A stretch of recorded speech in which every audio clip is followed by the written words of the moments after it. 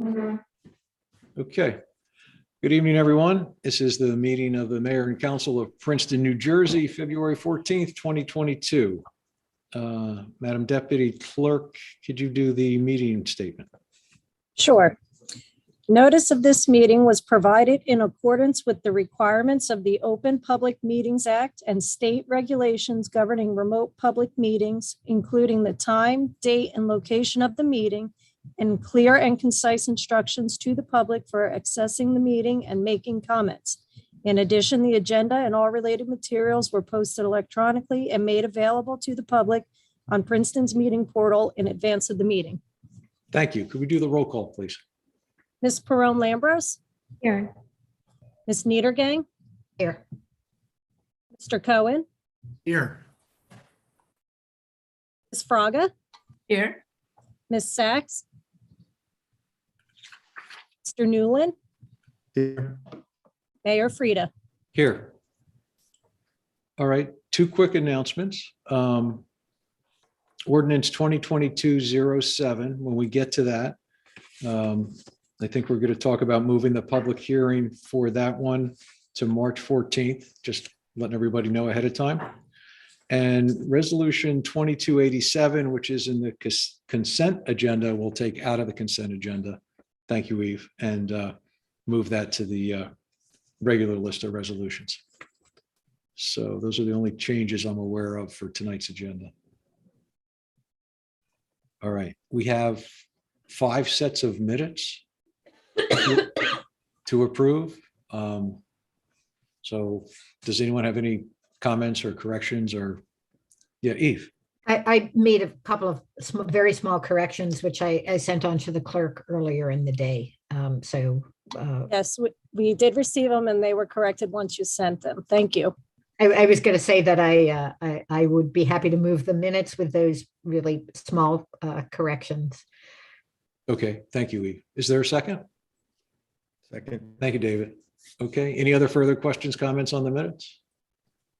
All right, if not, just say aye that we're approving all 5 sets of minutes. Aye. Okay, that's everybody here. Thank you very much. All right, next up is public comments for items not on the agenda. So if anyone from the public wants to make a comment, ask a question about anything that's not on the agenda, now would be a good time. I do have one email and a resident, let me see here. Someone was asking about their final assessment for the Spruce Linden Sewer Project. So I'll turn that one over to the administrator to find out where their assessment notice is. And Ernie, I'll give that to you after the meeting. Okay. Sorry, I think I see a hand up. Adam, could you bring that person in? Oh, it just went down, Mayor. It just went down. Oh, okay. All right. That was quick. All right. Anyone else from the public have a comment for anything not on the agenda? Okay. It looks like, 2 hands up now. Yep. okay, bringing over Stephanie. Okay. And just for the public, as you come in, if you could just say your name and address so we get it right in the minutes, and we have a 3-minute limit per person. So Stephanie, if you could just go ahead. Hi, thanks, Mayor Frida and the council members for the opportunity to speak briefly tonight. My name is Stephanie Oster, and I live on Fairway Drive. I wanted to speak a little bit about the crossing at Rosedale Road and General Johnson Drive. I have 3 children in the public schools here, one that's in Johnson Park now, another who's just left. And since we moved to Princeton in 2017, I've either driven or walked my children to school because we are too close for a bus. And every day I've had the opportunity to observe the traffic at this intersection of Rosedale and General Johnson Drive. And nearly every day I see drivers who do not abide by the stated speed limit of 25 miles an hour in the school zone. And mostly on warmer days, I'll see children, sometimes on their own, on bikes, walking, sometimes accompanied by parents, waiting on the Greenway Meadows side of Rosedale Road, waiting to cross. Sometimes the cars stop, oftentimes they do not.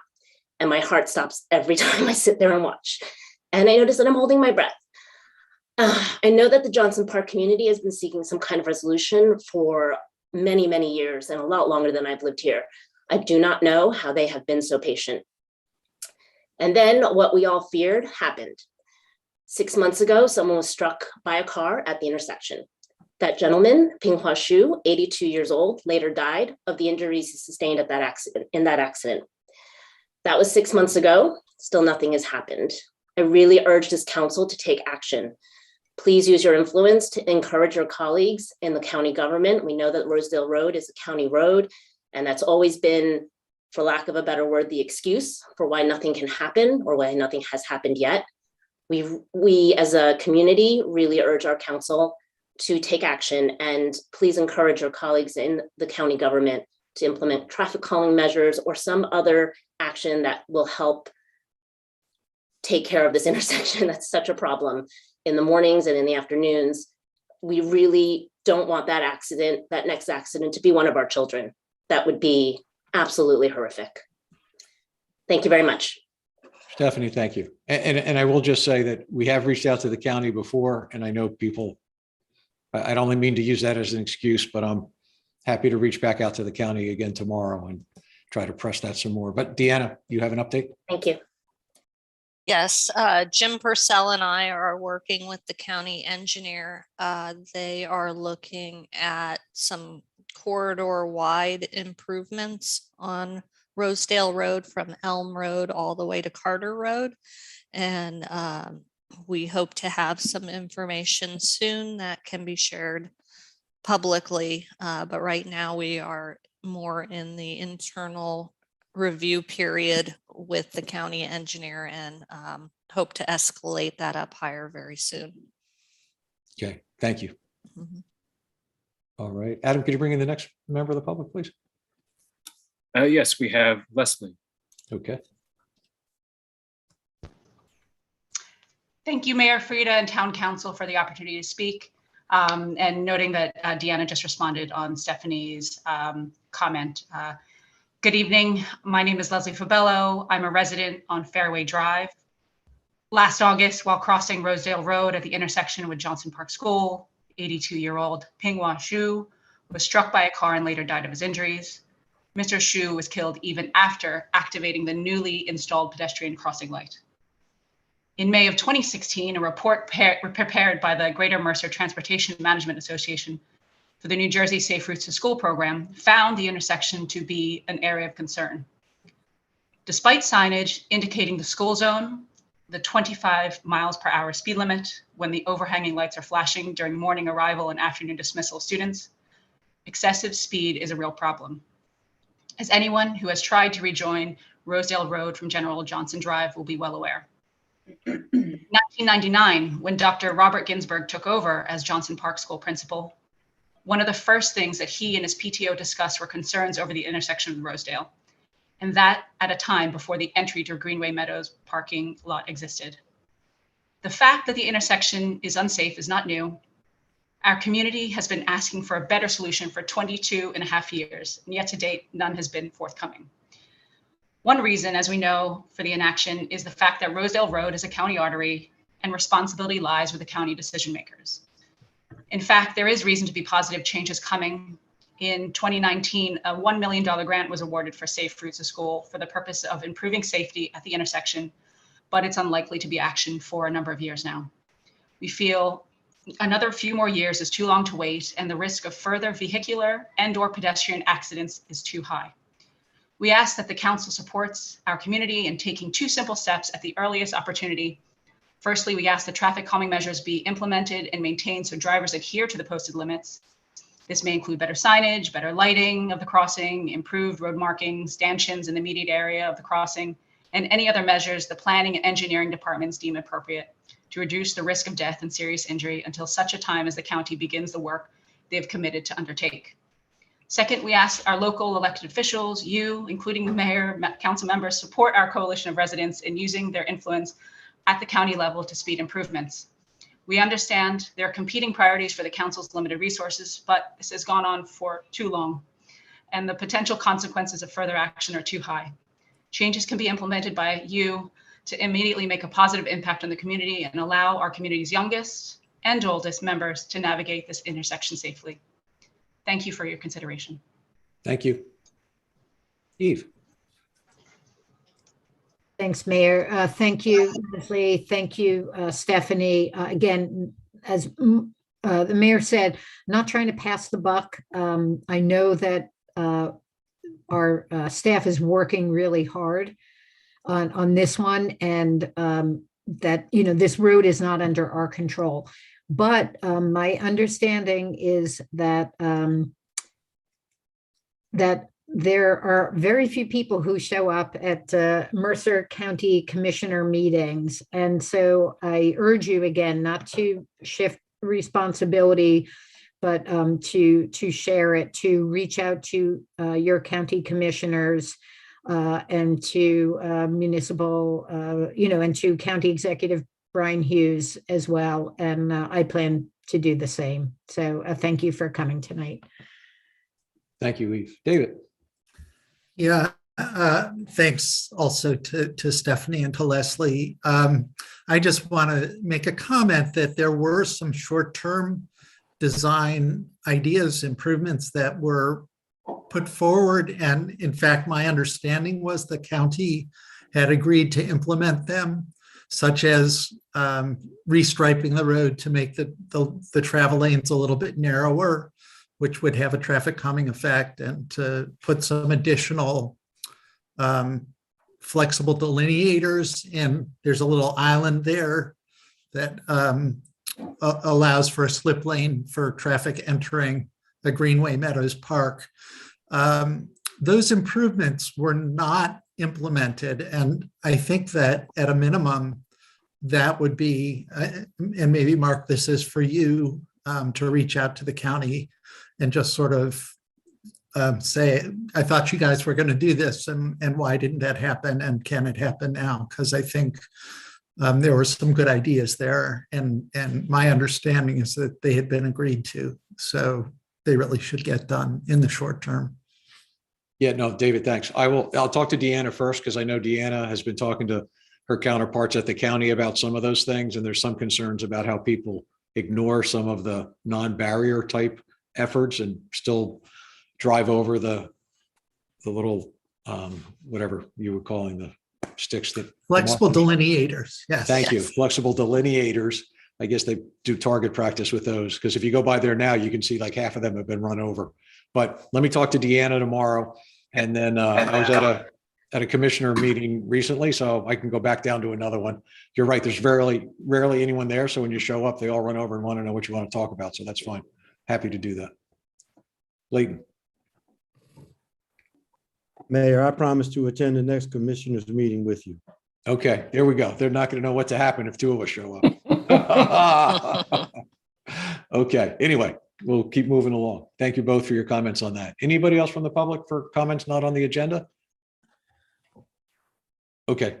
We do have let's do announcements next. Council members, any announcements, reports? Leticia? Yes, just a very quick announcement. I had already mentioned it in the past that, but just announcing for the public that we have reserved March 1st, some meeting on permit parking, a special council meeting where this is a continuation from the January 11th meeting that we held, where we heard from several members of the public who weighed in on the issue of permit parking. This continuation, we expect, will be an opportunity for those residents who haven't already had the opportunity to weigh in to do so. And we also are hopeful that council will take into consideration some recommendations that that we will be making for some very immediate needs, including overnight parking that we've heard from many of our residents that are asking us to take action on that. And also another example is for the residents of Bank Street who are asking for relief for their parking situation. So that's going to be March 1st at 7 p.m. and it's a special meeting of council. Thank you. Thank you, Leticia. Eve, you were next. Thanks, Mayor. I have a few things I wanted to mention that the senior center is having a spring fundraiser with Manoush Zomrodi. She is the host of NPR's TED Radio Hour, a podcast exploring the biggest questions of our time. She lives in Princeton, and that is Monday, March 21st at 6:30. Those of us on the call on the Zoom will not be able to make it because that is right before a council meeting, I believe, or maybe I'm wrong about that.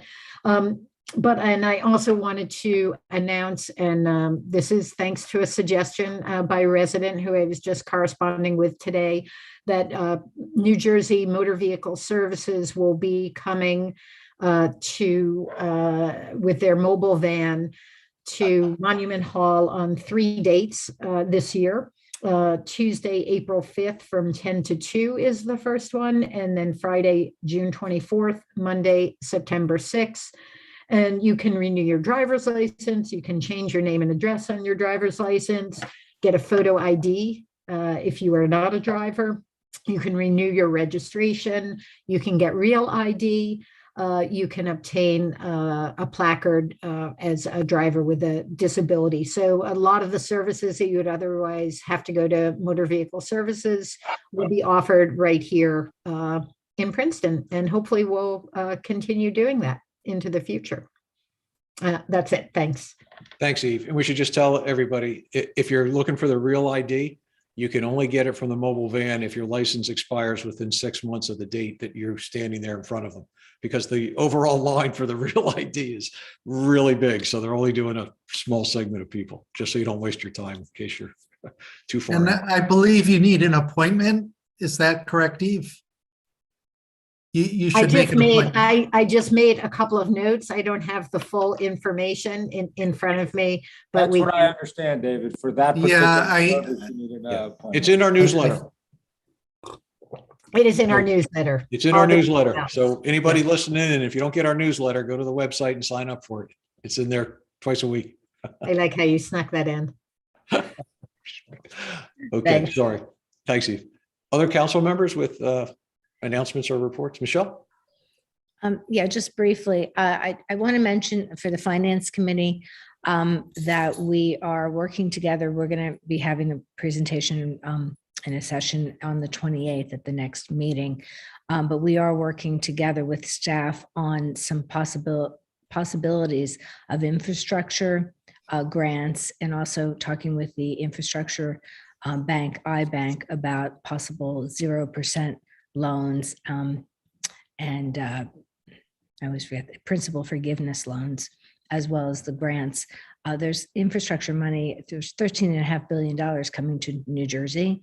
And we have several projects that could fall within the guidelines of that. So I just want to say, stay tuned. We're going to work really hard at talking both with our federal Congresswoman Bonnie Watson Coleman's office, as well as be in touch with our Senator Andrew Zwicker's office at the state level to try and garner some support for some of that the grant money that's coming. It's kind of a once in maybe a half a century opportunity.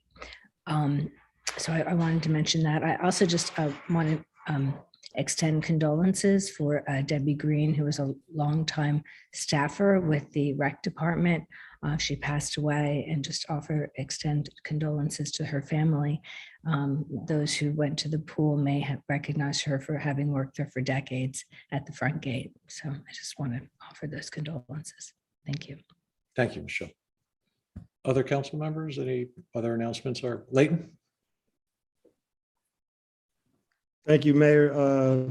Just want to announce for something to put on your calendar. Corner House will celebrate 50 years. The Corner House Foundation on April 30th. The event will be at the Pace Center. There'll be more information coming out soon. And also, I'm happy to announce that the Princeton Housing Authority has hired a new executive director. His name is John Clark. And according to the board and others, he's the first round draft choice in football terms. We'll be hearing more about him, and I'm sure the bright future of the Princeton Housing Authority under his very capable leadership. Thank you, Mayor. Thank you, Leighton. Any other council members with announcements or reports? Bernie, anything? And just to know, Mayor, that the municipal offices are closed next Monday in observance of President's Day. But that's it. Thank you. Thank you very much. Okay, I think next up is the Palmer Square Management Event Calendar. Jamie, there you are. Hi. Thank you for putting me on your agenda, making some time for me tonight. I know you've got a stacked calendar, so I'll try and be brief. So we had a very successful year last year trying to create smaller events that brought people in more regularly throughout the year. So we kind of mirrored that again this year. We took a lot of surveys and we surveyed our tenants, we surveyed the businesses to see what they preferred, and they all did seem to like the more frequent, smaller events. So you're going to find on the event calendar that there's no really large events that are blocking off the streets and closing everything down for a day, but we've got stuff almost every weekend from here on out. As soon as it gets a little bit warmer out, we're going to hopefully just keep on going. So the first thing, of course, was the skating on the square, which was continued from November. We started in November. So far this year, we're just about 3,000 people have come through to skate, and they've gone through open skate. That's not the private parties. We've had 45 private parties booked so far this season since November. So in addition to the 3,000 people that have come through, 45 private parties, and of the 45 private parties, at least half of them have bought food and beverage and other things from the tenants in town. So I know it's doing what it's supposed to do. It's bringing people in. And we're very reasonable with the rates to rent it out for that reason. If they get a really good deal if they support our tenants in the square in the process. So the skating on the square will continue to the end of February and then hopefully come back again in November. We have Palmer Square on ice, which this year, instead of doing it multiple Saturdays or Sundays, we decided to try it this upcoming weekend, and we're going to try it on Sunday and Monday and see if we can get anybody in. Monday is a holiday. One of the things we are struggling with are how to get people in on weekdays. So we figured we'd try and play around with some of the holidays and see if it works there. And then if it works there, then maybe we'll look at other days during the week. So we have the ice carvings and the sculptures going on all day Sunday and Monday this weekend, followed by or accompanied by some of the a cappella groups from Princeton University. Now they're there on Sunday, they are not there on Monday. So we have some music as well. After the Palmer Square on ice, we have the regular events, the tent sales, music starting up in the spring. We'll have strolling bunnies coming throughout the spring as well, instead of just an egg hunt. And with all of these different events, you don't see it on paper because it's not necessarily an event, but we have scavenger hunts and different fun things built into our app to accompany them. So when they're coming out for the strolling bunny or to take a picture, we're going to have scavenger hunts and selfies with the bunny and contests, so people can send us things right through our app that we've made. So we've got ways to make it, more interactive than just come down and see something strolling around. We're going to focus on shopping nights throughout Thursday nights throughout the spring. So that's in May and June. In May, where we used to have girls' night out, we'll have different shopping nights, shopping fun every Thursday night throughout the month. And we'll do different promotions. In June, we're hoping to focus on locals night throughout the entire month. So that would be every Thursday night. Last spring, we worked with McCarter Theater. Not sure if it's going to happen again this year, but we're hoping it will. We had some great concerts that came out every Sunday. So that's tentative on the calendar. A lot of the community partnerships are still tentative. We're hoping to work with them. We're hoping to bring in more. But at this point, we just don't know. We're going to do the art in April with the Arts Council. We just started signing some sponsorships, so we'll hopefully have one of the pianos out on the green somewhere and participate in some of their other events, their porch concerts and different music throughout the month. Jazam Summer Block Party. We weren't sure what the state of the community was going to be like, and then we have it on there as a tentative event. It might again become a series of events. We'll wait till it gets a little closer and look at that with the Jazam's team. Summer music series, we basically got spring, summer, fall music now. We're doing it year round. on Saturdays, bringing somebody in. We like to do 12 to 2. People still can go out to dinner afterwards. They can come in for lunch. They can grab lunch, sit on the green if it's a nice day, and walk around and hear it while they're shopping. The story times hopefully come back. The dueling pianos were excellent. They brought out a couple hundred people every Thursday night. We booked 5 of them, and then there's always 1 or 2 nights that get rained out, and then we tack them on to the end of the summer. So it really feels like we're doing dueling pianos from July through August. So that's a good Thursday night. We'll bring back the movies on the green. And we like to accompany all of these things with different tent sales and such throughout the year as our tenants, you know, have an interest. Last year we did our first job fair. Didn't have a ton of people that came out, but it was a great turnout because everybody hired at least 1 person. And so hopefully nobody needs to hire anybody at this time next year, but you know, we're planning on doing that again. It was successful. Music Fest Sundays. Again, we cut down the big music fest. We did a different theme each week. We had entertainment, music, and different food and beverage vendors every week. They rotated. Each one was successful. We chose bands that had a following, so they would bring in a different demographic each week. And we're hoping to do that again. So we've got a list of music from different genres and different types that will pull in different crowds every week. And then we partnered them with live model fashion shows and different things to make it, you know, entertaining all around and to include all of the different tenants we have on the square. We did the flamenco dancing. We would bring back again this year as part of our music series. The Halloween parade with the Arts Council. Of course, the tree lighting, which was so great this year to see so many people out. That was right before, you know, we started hearing a lot about this Omicron variant, but it was wonderful to see, you know, so many people there and everybody be back in the spirit, back in person. The skating would start up again in November. Hopefully next year, Holiday Jam will be back with Princeton University. We got all the way to 3 days before it this year, and then we had to cancel it because of the events limits at the university. But hopefully next year that'll go off without a hinge.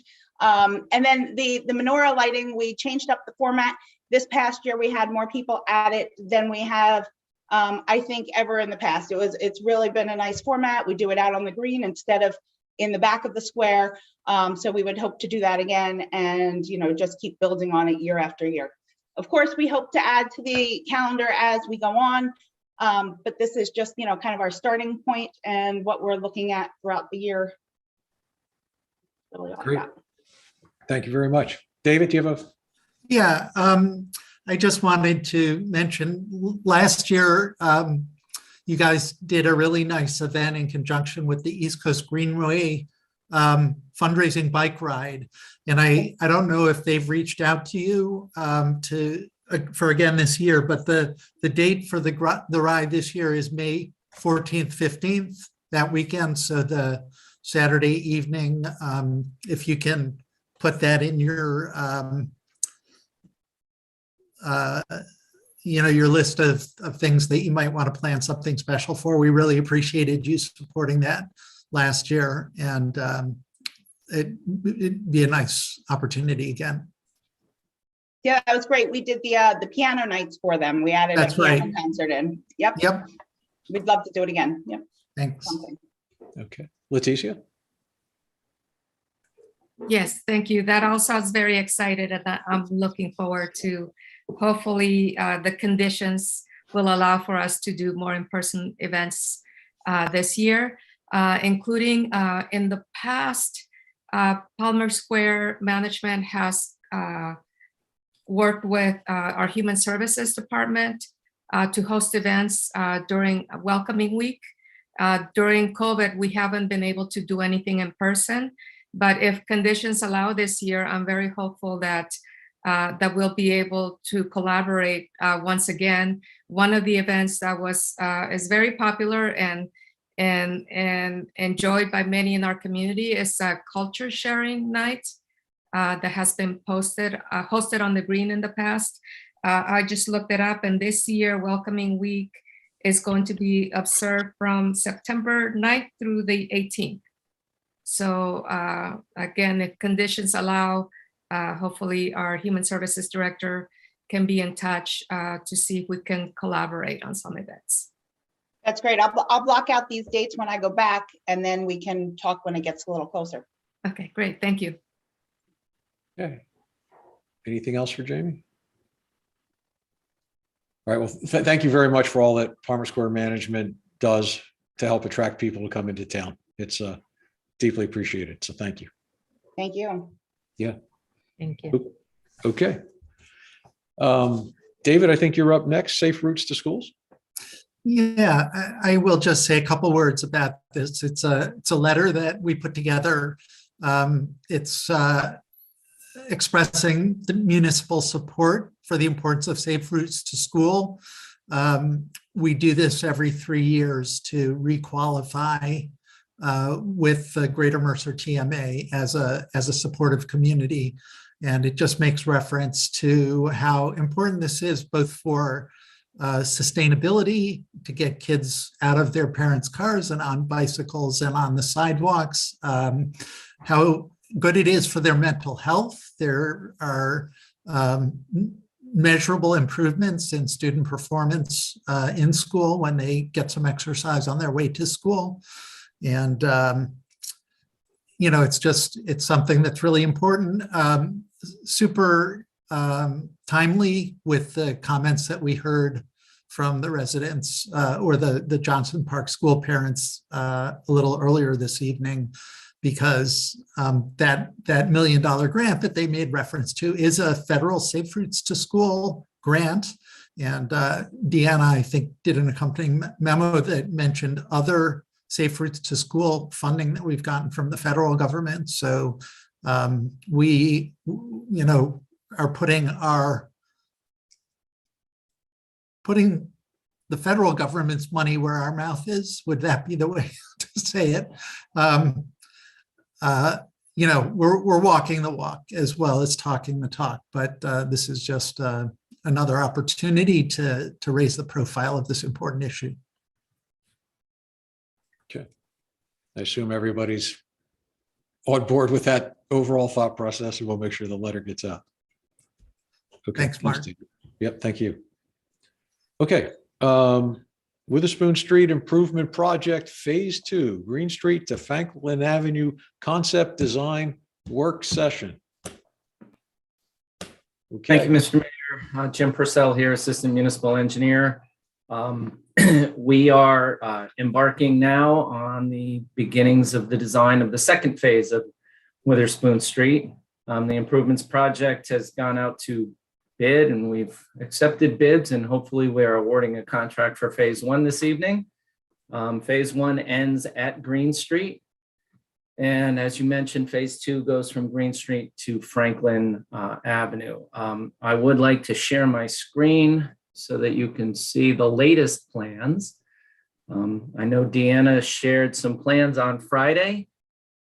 They've already been modified based on a walkthrough that took place on Saturday with some members of the Witherspoon Jackson neighborhood. Let me see if I can zoom in a little. Oh, come on, don't tell me it won't let me zoom. Is that large enough for anybody to see? I'll describe the project in general terms. The main purpose of the project, as it was with Witherspoon Street Phase 1, is to provide some additional pedestrian-friendly streetscape. We are planning to narrow the road somewhat. We don't have the actual dimensions at this time. It may be 11-foot lanes instead of the current 12 to 13-foot lanes. Continuing to provide parking for the residents and the businesses along this stretch, but taking some of the pavement away, we're able to expand the width of the sidewalks on both sides of the road, expand the width of the areas where the trees are planted so that they can thrive. A couple of the more important aspects of this is to provide some bump outs, one at Green Street. And if we go down the road a little bit, we're going to try to put a bump out. Oh, no, we're not putting any bump outs. We're going to try to put a raised intersection at Clay Street and add a crosswalk. We may just have to go with raised crosswalks depending on how the geometry works out. A couple of the issues with the Clay Street area is that we've got driveways very close to the intersection of Clay Street and a bus stop very close. So we're looking at ways to add traffic calming to this area, which is traveled quite extensively by school children on the way to, why am I drawing a blank on the name of the school? Community Park? Community Park School, thank you. We're looking to improve the sidewalks so that they're 5 feet wide, which is the preferred standard that we have. It allows for pedestrians in wheelchairs or anyone pushing a stroller to be able to pass comfortably, providing, again, more room for the trees to thrive. The idea right now is that we're going to keep smaller trees that are more utility friendly, since we have utility poles on the east side of the street, which is the lower half that you see on the drawing that you're looking at. So we'll go with trees that don't grow too tall and won't have to be trimmed by the utility companies. And on the other side of the street, we're looking to put in larger shade trees that could create a canopy over not only the sidewalks, but also over the roadway. Those are the general aspects. It's really a balance between the needs of the pedestrians, the motoring public, the street trees themselves, the environment, the residents who need parking, and the businesses that need parking as well. So we're trying to balance all the needs in this one corridor, and we don't have a whole lot of room to do that. I'm I ready. just want to jump in, Jim, about the trees. That one thing we discussed on Saturday was the possibility, which seems remote, of burying the power lines. But I did agree to continue my one-person campaign to persuade the BPU that this is something that they should help us find a way to do it that's less cost prohibitive. So I am going to be working on that, and I don't know that I'll be successful, but I'm going to try. And let me correct myself. I said the east side of the street. It's really the west side of the street where the utilities are, the bottom side of the pages you're looking at. The east side is where the cemetery is, and that's where we would like to put the larger canopy trees. If we could get the utilities underground, we're more than happy to do it, but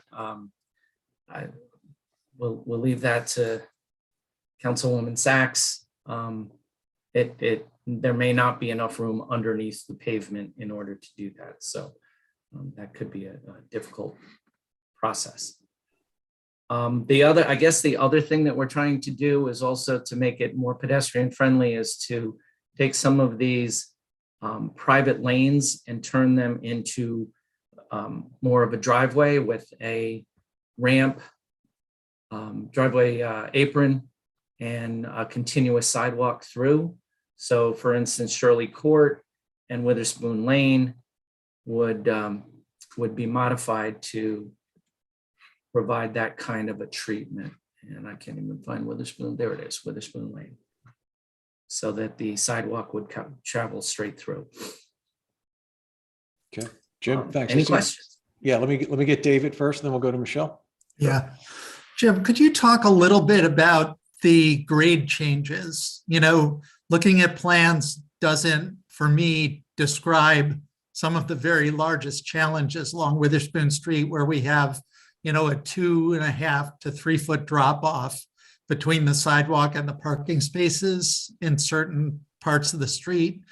And, you know, both from an ADA accessibility standpoint and also just purely a safety standpoint, as you're trying to, you know, get from your car to your parking meter up to the sidewalk, there's some really significant challenges. And is there going to be an opportunity to eliminate some of those grade changes by redoing the street, or are there going to be other strategies, if you can't eliminate them, other strategies to mitigate the challenges? I'll preface this with saying that we're too early in the design process to determine whether or not we can mitigate it to a greater extent than I think we can. We are planning on raising the profile and the gutter line so that we can eliminate some of it. But in particular, the sheet that you're looking at right now between Lytle and McLean is where the most drastic change between the sidewalk and the street takes place. That is quite a large difference, and we would not be able to fix that, in my opinion, just from changing the profile of Witherspoon Street.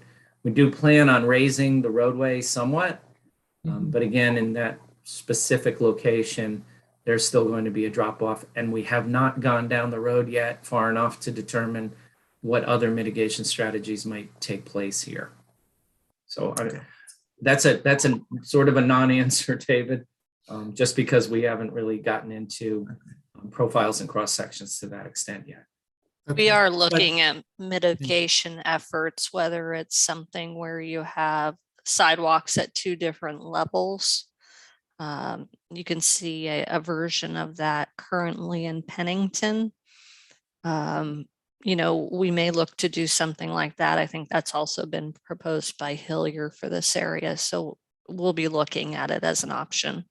Yeah, I'm glad. I mean, I'm trying to raise the profile of the problem as much as anything with the question. I want to make sure it's a high priority.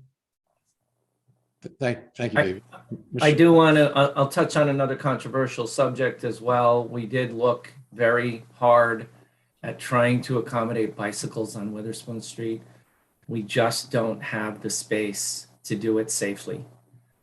Without eliminating the parking, and even if we eliminate the parking, the necessary space for 2 bicycle lanes would require us to actually reduce the tree planting space and possibly the width of the sidewalks, because there's just not enough room between the east side and the west side. And we spent a lot of time trying to figure out how to accommodate everyone, and bicycles just for a safety standpoint, it's not possible. I appreciate that. Yeah.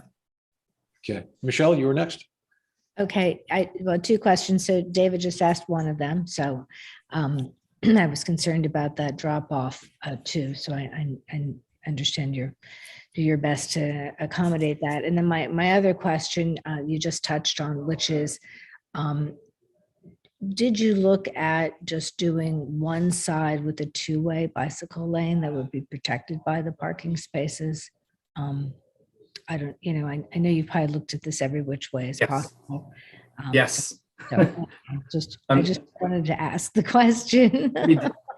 We did, and it's either eliminate a lane or eliminate all the parking. Yeah. And even if we eliminate all the parking, that's still not really wide enough in order to provide a safe space between bicyclists traveling in opposite directions against each other, against the traffic traveling at the same side. We really need 10 feet for a 2-way bike lane, and there's just not sufficient space. Okay. David? Believe me, I ride my bike on Witherspoon Street. I would have liked to have done something. We all do. It's an important corridor, and I didn't know if you looked at one that was maybe protected by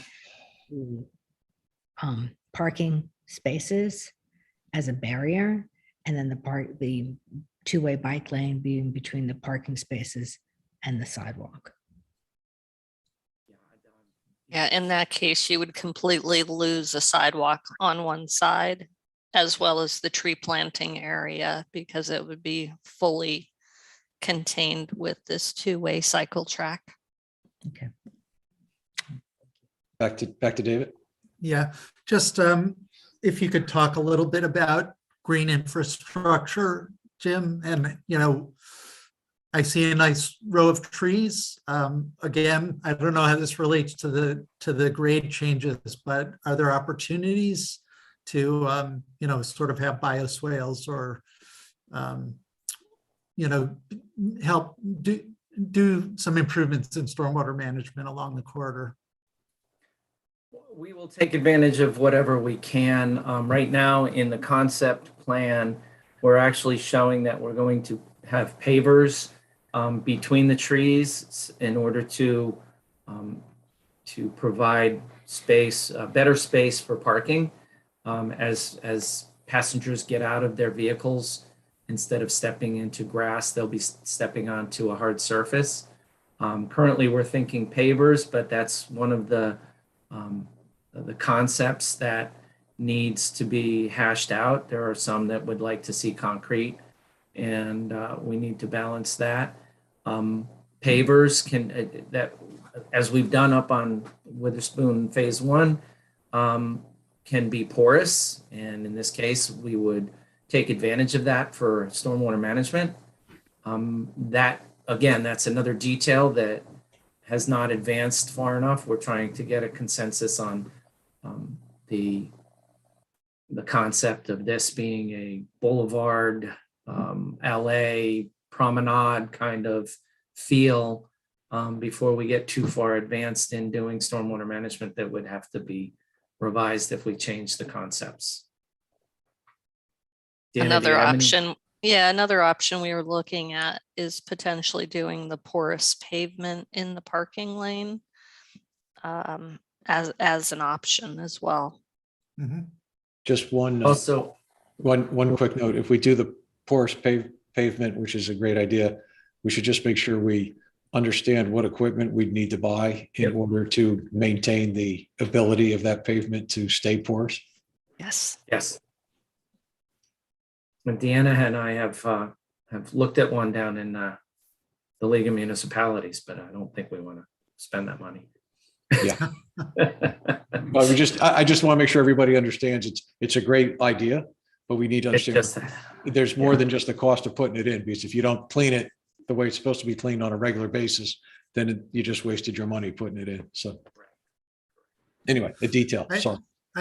I'll just comment, I think if there are other opportunities around town to, the more porous pavement you have, the more you can justify the expense of the maintenance equipment. So I'm sure it doesn't make sense for just this stretch of Witherspoon to buy the equipment, but to be identifying other spots where we can think about doing something similar would be a good long-term planning project. We're also talking, to see if there's an opportunity to work with the university because they also have some porous pavement. There could be an opportunity that we work jointly to hire a company for annual maintenance for both of us. Yep. Can I- Great. Michelle? Are you talking about porous pavement in the for the sidewalk area, or what do you mean? Where the parking Parking spaces. Okay, is that part of the plan for the other part of Witherspoon? No. No, that is not in Phase 1. Okay. I think, I'm sorry. Go ahead. David, Eve had her hand up. Let David finish his comment. I'll go after. You're very gracious. I guess I was just going to, I know one of the members of PBAC, Tinica, they often likes to suggest that pavers are a good solution for sidewalks, especially in areas like this where we have larger trees and we get root heave in our concrete sidewalks. And, the notion is that if you use pavers, it's actually less expensive over time to maintain and keep them flat, by taking them up and shaving the roots or whatever. And I'm just putting that out there in honor of Tinica, in case she's not here tonight, to ask if that's something that could be considered in this circumstance. That we've already incorporated that in the plan. Oh, great. Yeah, Okay. down here on the legend, we've indicated pavers, so it'll be the same pavers that we're using in the Witherspoon phase 1. Great. Eve. Before I get to my point, I just want to clarify a question Michelle asked, because she had asked, were there also the pavers in Witherspoon phase 1, which I thought there were, but then I thought either Deanna, you or Jim said, no, there weren't. So was her question more specific than because I was sure there were pavers in phase 1. I think both Deanna and I thought she was asking about the parking spaces. We don't have porous paving in the parking spaces. We have porous pavers in the sidewalk on the Witherspoon phase 1, however. Okay, thanks. I may just have missed a word or two. So my question, and Jim and I had a little bit of an email exchange today. Thank you for that, Jim, is more conceptual. Given, what happened with phase 1, I want to make sure that we are, do what we need to do in order to meet the deadline so that this doesn't turn into a kind of messy process. As we definitely want community input. We want council input. We also want to meet the deadlines and not have a lot of cost overrun. So I noticed that was something that was stressed in some of the memos, but I hope you'll really, keep us on target for that, Jim and Deanna. And the other thing, also kind of a process issue, is that, unlike some of my colleagues, reading this type of design is very challenging for me, especially as I was saying to Jim today, I don't even have a good visual memory of what, when I look at this and I think about what's there now, I just don't have great visual recall. So I guess I'm putting in a request for the future, even if it's like a series of photos or something like that, that next time we're doing a project that we have like this is where we started and this is where we're going, because that would help me kind of see the impact of these changes, proposed changes. Right now, it for me personally, it's a little hard to grasp. And I've learned over time that when I have these issues, it's probably not just me. It may not be a majority of people, but there's a minority of people out there that have trouble with these types of things. And Jim had mentioned something about kind of a street eye view, if that's the right term, and that would certainly be really helpful too. So I'm not asking you to redo anything here, but let me just jump in.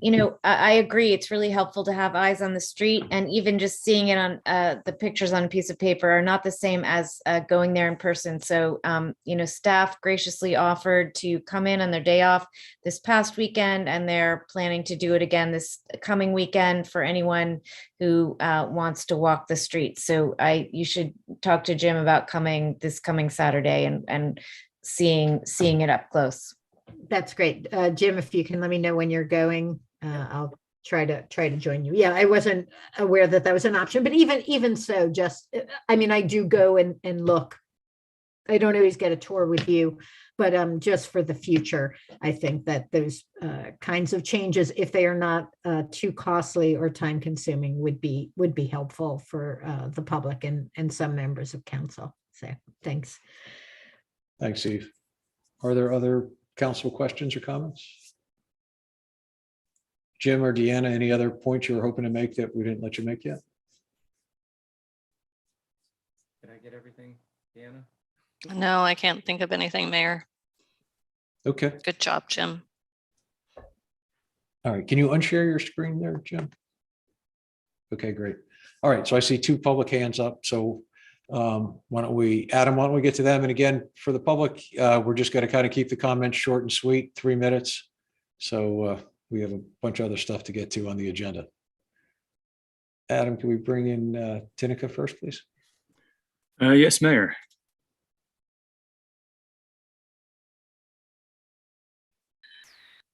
Hi, can you hear me?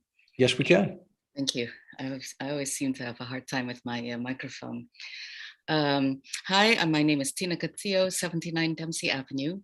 I thank you to the engineering staff for this great concept design.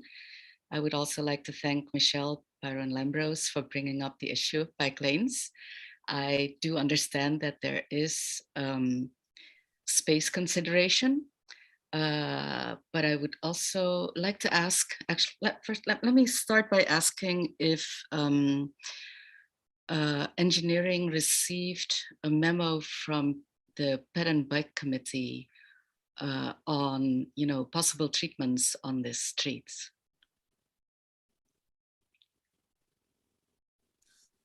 Well, I'm going to just jump in and say, I know, Deanna, you had indicated to me that looking at intermittent parking between trees as a way to free up more width of roadway for bike lanes was being looked at seriously by TNM.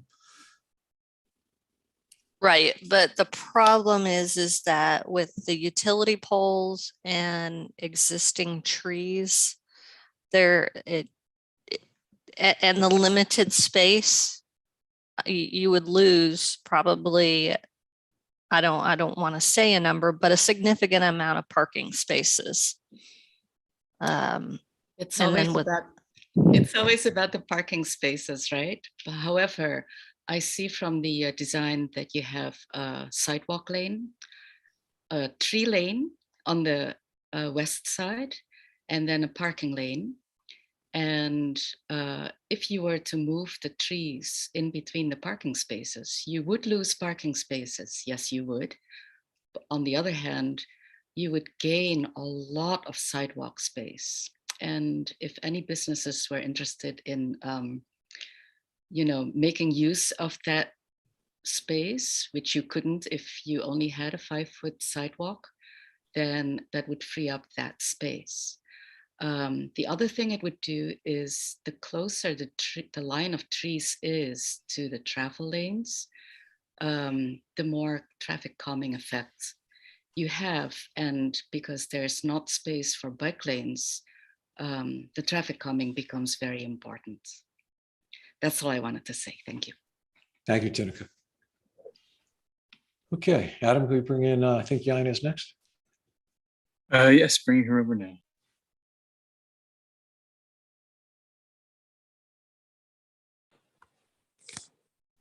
Yaina? Can you hear me? Yep, there you go. Okay, thank you. Yaina Moore, 19 Green Street.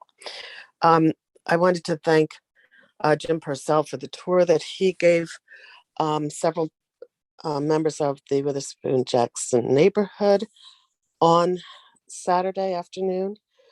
He rode his bike all the way in from Lawrenceville, which is likely to have been a lot safer than trying to do it on Witherspoon Street. But, as was stated, there is certainly limited availability of space for accommodation of a full bike lane.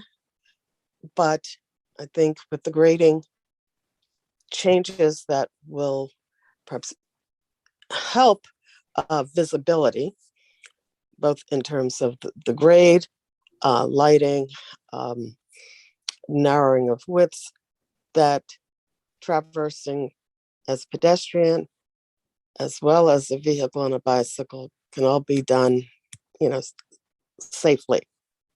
Safer than today, let's put it that way. I had a question because on one of your items on the agenda, it says that there's a resolution authorizing an agreement for payment of $50,000 with Psng for 26 decorative street lights and poles. And I was wondering, because we talked on Saturday about the lighting, that the lighting that we have now, instead of it being tall stanchions of like parking lot lights, that they're going to be acorn lights, and that may be the one consistent element that comes down Witherspoon Street and sort of changes the both the visibility, but also the sort of the pedestrian experience as you walk down the street. We did talk about the type of surfaces, and one of the issues of sort of concept is that the neighborhood is not looking to replicate or have defined as a continuation what is going on in the downtown area coming through our predominantly residential neighborhood. So if pavers are a design element merely being extended down through Witherspoon Street, it need not be so, especially since they are, at least at the capital cost side of it, more expensive. Of course, we're all trying to deal with the issue of trees and roots growing up and pushing out, pushing up pads, whether it's concrete pad or even the pavers. And I think we need to really look at what the tree and root patterns are that we're seeking to provide to establish a reasonable pattern of tree planting. There was not an agreement to having large scale trees on the other side. There was definitely on the other side, meaning the east side of the street. But there certainly was an agreement that the alley of trees that at their scale and placement, spacing, that Bob Hilliard used in front of his property is something that would seem reasonable to carry on up both sides of the street. And there can be varied, of course, in species, while his are not, which was one of the parameters for trying to at least ensure the longevity of trees should there be some kind of infestation that might kill a certain species. Jim has talked about some of the other details where there are crosswalks. The table hopefully would be raised at Clay. It's really important adding crosswalks at all of the corners, which seems to be something that Princeton doesn't want to do. There are often these corners that don't complete the square. You can only cross on one side. Yeah, okay. I know. I'm almost right. Okay, thanks. And so it would be good to just complete the square and always have a crosswalk at every corner. Again, the table at Clay is really important. So I know that the town had a policy for bumps and humps, but I don't see, and that was in 2013. I dug that up, but I don't see where the tables have a standard other than those obstructions, which would be by virtue of the private driveways that may enter on into them. So I agree with Eve that you need to have a set of existing condition drawings that at least show where the trees are today, because we did find one tree that had a big X on the other set of drawings that maybe shouldn't have, since it was on private property. And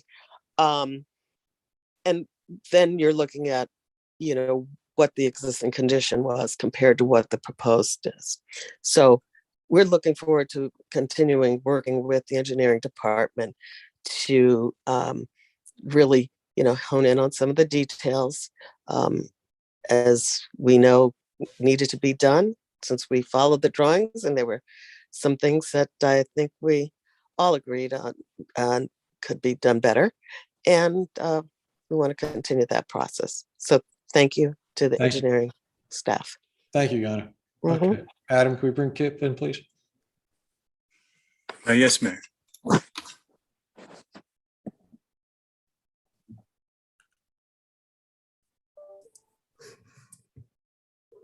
Hi, can you hear me? Yep, there you go. Good. What I wanted to bring up is something could we you just discussed off and on, and I'm not sure. Yeah. Kip, I'm sorry, just so we get the minutes right, could you just say your name at least? Oh, Kip Cherry. Thanks, Kip. Okay. So what I'm concerned about is the pedestrian knowing, or in the car driver, that they've entered the historic district. And there are a lot of ways to do that. And it seems to me that we have an opportunity, and I don't know whether we're grabbing it or not. There are different ways to signify that you've entered the historic district. One is through the lighting fixtures. One is through the tree species. Another would be variations in the pavers. And then, of course, signage. And I've been on a number of historic walking trails or pathways in which the pathway itself is used as a signature of an entry into an historic area. And it's very pleasant as a pedestrian to know that you've entered the Jackson Witherspoon Historic District. So what ideas are you all kicking around to do that? And I'd like to know the status of the signage as well. Okay, I don't know, Jim or Deanna, I don't know if you have that kind of detail yet, since you earlier stated we're not into that amount of planning detail yet, but. Yes, we're not into that detail yet. We're working, the Historic Preservation Commission is part of the stakeholder group that we're working with, as well as Witherspoon Jackson. There's been various discussions about how to put interpretive signage, put things in the sidewalk area to signify the historic district. That will not be necessarily part of the construction project, but it will be a parallel conversation that we are having with both the neighborhood and the Historic Preservation Commission. This is, our 20th historic district. And in the past, we have talked about various signage that goes on the street name signs. So, we'll further develop that with HPC's assistance. Okay, I'll mention these issues to the Historical Commission as well, because I think it's a real opportunity that we may miss. And when we were discussing things such as trees and lighting fixtures before, I got the impression that there are a lot of things already set in stone regarding the first segment up to Nassau Street. And I was concerned that we were just going to repeat the same old, or shouldn't use the word old, the same features through the entire pathway. And I think that it would be really wonderful if you knew, not just through a sign, but you knew through a change of environment that you had entered the historic district, and that the fixtures are representative of the historic time and coloration. There are a number of things that you can do. The street species might be more, a different street species might be more representative of the time. So I think we could have a lot of fun with that. And so I just want to put that in your heads that there's an opportunity there, and I'll bring it up to the Historical Commission too. Thank you very much. Thank you, Kip. Have a Kip, great evening. we do intend to appear at the next HPC meeting. So you'll have an opportunity to discuss that at that point. Okay, will do. Thank you. Thanks. Thank you. Okay, Michelle. I just want to say that's a great idea. I like that idea of branding, and, even for the downtown or uptown area and Nassau Street and so on. So thank you, Kip, for sharing that. Okay, any other comments or questions that have been brought up yet? Okay, great. Jim and Deanna, thank you very much for that update on that. And we'll move on to our public hearings on ordinances. First one is ordinance 2022-04, an ordinance by the municipality of Princeton establishing a restricted parking zone for handicap parking at 51 Hawthorne Avenue, and amending Chapter 19 of the Code of the Borough of Princeton, New Jersey, 1974. Is there a motion on that? Michelle, thank you. And Eve's got the second. All right, terrific. So, okay, I see a hand up already. Let me just get the council comments real quick, and then we'll go to the public. Eve, and then Leticia. I just want to be sure that this is an accommodation that's available to everybody in the community. Alice was very involved in the permit parking work that was being done. And through that, she was aware of this option, and we became aware that she needed this option, and that's all well and good. But there are people out there who may not have been involved as intently in the permit parking process who also need this kind of accommodation. So I'd like to see, something sent to the PSRC, letting them know that this is an option, and something in our newsletter as well, because I don't think there are a lot, but there are a few people out there that could really benefit from this type of accommodation. And, it should be something that's, available to those who need it. So I just want to make sure. I'm glad Alice is getting what I know she very much needs, and I'm happy for that. And I just want to make sure it's available to others as well. Okay, thank you, Eve. Leticia, then Michelle, then David. Yes, thank you. So I want to echo what Eve has stated already, and say too that I'm in agreement that we should be providing such an accommodation to any resident who has mobility issues. And in fact, I agree that we should be making public what the criteria is that is going to be considered for when requests are made for similar accommodations for any of our residents who are in need and also qualify. I also want to add that, for consideration, that for several years, the resident requesting the accommodation has had a self-designated reserved parking spot in front of her home that consists of 2 orange cones and signs identifying it as a reserved parking by order of police, even though it's not actually sanctioned by the police nor the municipality.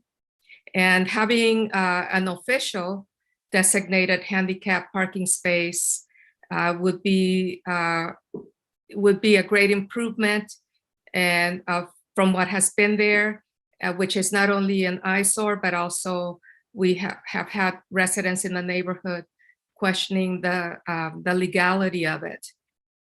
I want to point out that today we have on the agenda another similar ordinance where we are removing a space that is no longer needed because the resident has moved away.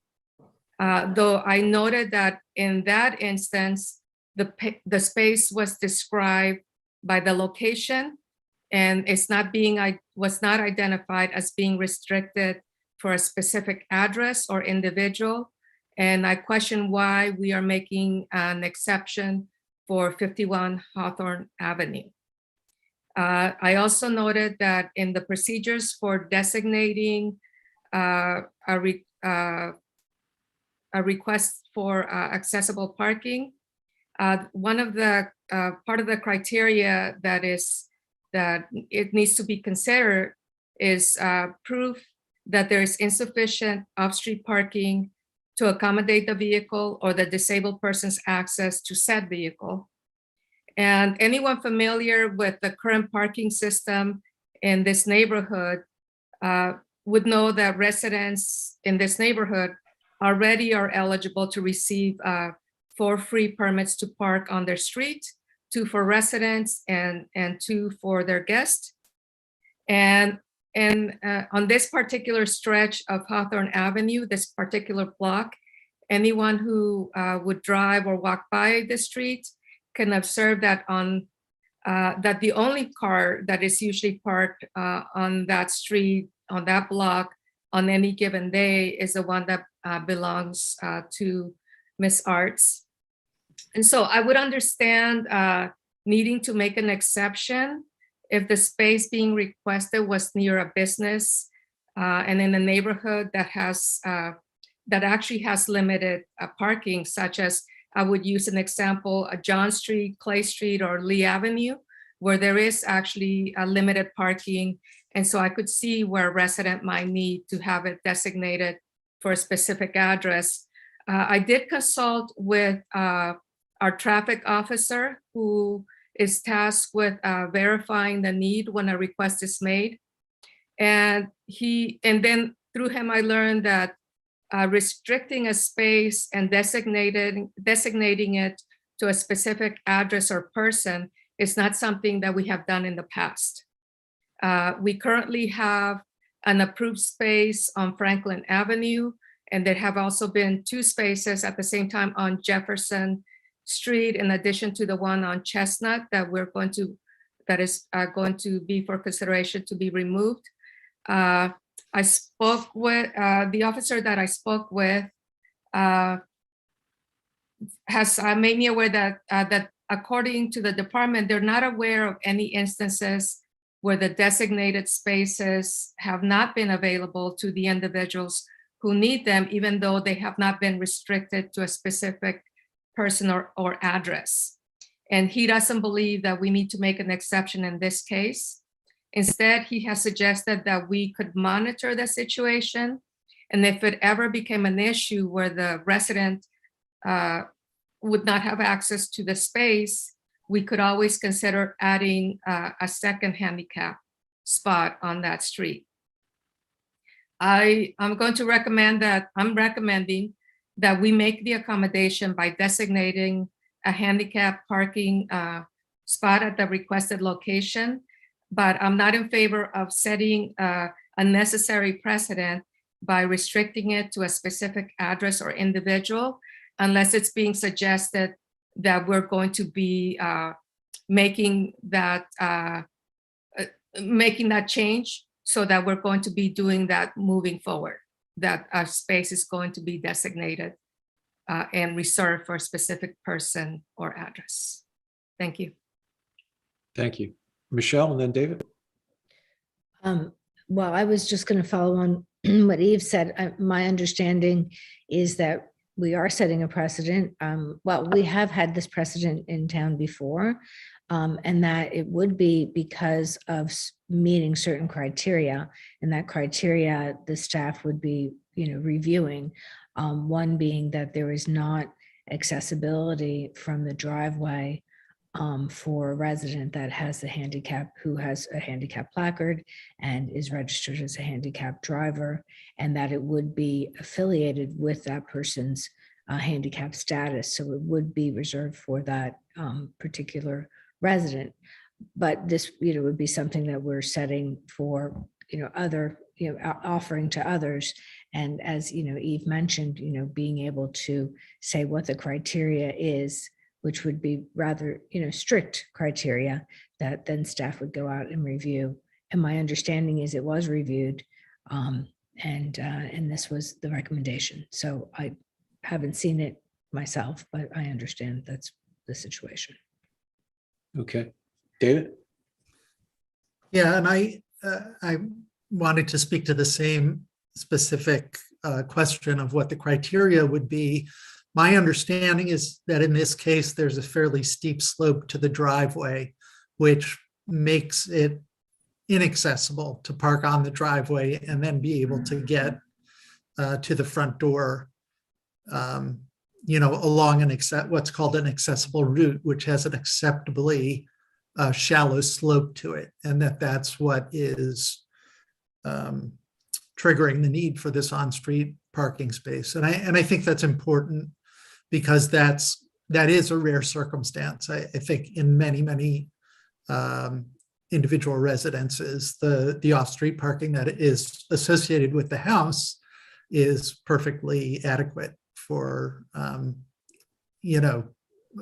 a person with a walker or even a wheelchair to park in the driveway and get to the front door or the back door, whichever is more appropriate. And it's I assume that is the kind of criteria that would be examined when looking whether to extend this accommodation to other properties. Okay, Mia and then Eve. Can you clarify, Deanna? Because I guess Leticia is under the impression or heard that we have only designated these spots as a spot. In other words, it's a disabled spot but it's not for a specific person. And I think, and Michelle had heard something different. And I guess that there's nobody who parks on the street at all because of their, that that's a fairly restricted parking there. And so that she felt that just designating it as a disabled spot, but without assigning it to a person was sufficient, because she felt like that set an unfortunate precedent. And I guess Michelle feels like that precedent has already been set. So I would just like to know which that is, and if actually the precedent hasn't been set. And so we are setting a precedent. If we are setting a precedent, I agree with David that, we would need to set some loose criteria. I will say that, having spoken with the applicant, who I do believe is deserving and in need of this spot, that part of her issue was just the anxiety of not knowing whether or not that spot would be available, and that caused her a great deal of anxiety. And I do think that we're still a small enough town that we can I think whatever criteria we set, it should be able to take into account, not just the physical topography of the adjacent landscape, but also, what the individual human situation of the person who's living in the residence. So. Sure. Thank you, Mia. Previously, I was not aware that the municipality had the power to establish a restricted ADA parking space. And so when we were made aware of the request by Bruce and Alice, I think it actually goes back to around 2018. The Princeton Police Department worked with them to put up or to kind of non-officially designate the parking space on Hawthorne Avenue for their use. It was not ordinanced at the time, but to Mia's point, it was a visual representation that this was an area that was available for their use because of their needs.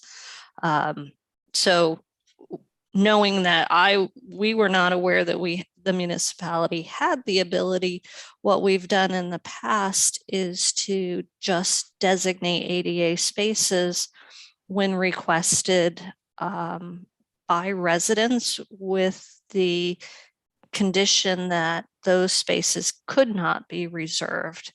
But because those spaces are in residential areas, oftentimes the only user of the space would be the person that had requested it. And there was also the idea that when that person left tenancy at the property, then we would change the ordinance to remove the parking space. And that's what's on for another ordinance tonight. So it is a precedence we are setting in establishing a dedicated ADA space for a residential property. There are criteria that are listed in the ordinance, and I can open it up and enumerate those. It's on page 61 in the agenda. And it Yes. actually, the ordinance that we're debating right now does create a space on Hawthorne. The ordinance itself does not say the space is only for this one specific user. The ordinance does talk about what our general rules for these types of spaces are. And it talks about the clerk's office will issue permits. And on those permits for these types of spaces, it'll say what spaces an individual vehicle can park in. So it is likely the only permit for this space will be to the adjacent homeowner. But the ordinance that we're passing, as I read it, and Trishka can jump in, does not say that only this resident can use that space. That is instead granted through a permit process through the clerk's office. So I just want to, it's cutting a fine line, but I just want to be clear what it is that it appears the ordinance is saying. The Very end helpful. result is the same, but, or it could be the same, or it could change. Thank you, Mark. I really think that sort of separates out the two things in a way that provides some coherence here. So we're ending up with what we need without setting a problematic precedent. I believe so. Hope so. It's a fine line. I will admit that. I'm just trying to give clarity. I'm not trying to say who's right or who's wrong here. I'm sorry, Leticia has her hand up. Let me go to Yes. Leticia and then Eve. I'll jump right back to you. So I just wanted to clarify and make it clear that I'm not disagreeing. I'm in agreement that we should provide this accommodation and that we should provide this accommodation at the spot where it's being requested. What I have concerns about is in this, I spoke at length to the officer who was tasked with going out and inspecting and with making the recommendation as to whether it made the criteria or not. And this officer has indicated that it doesn't believe that we need to make an exception because the ordinance does specify an address and the name of the resident, which has not been done in the past. In the past, it was just in other spaces where it has been designated, and it was for a specific location, so many feet from the curb, for example. And also it needs to be done in order to ensure that there's not going to be any barriers to visibility and for cars making turns. So that's something, and that space needs to be painted and the sign put up. But we are setting precedent by including the name and the address, which we have not done in the past. Yep. And so and that's where I have concerns about. And so again, I'm in favor of providing the accommodation and designating the spot being requested as a handicap spot.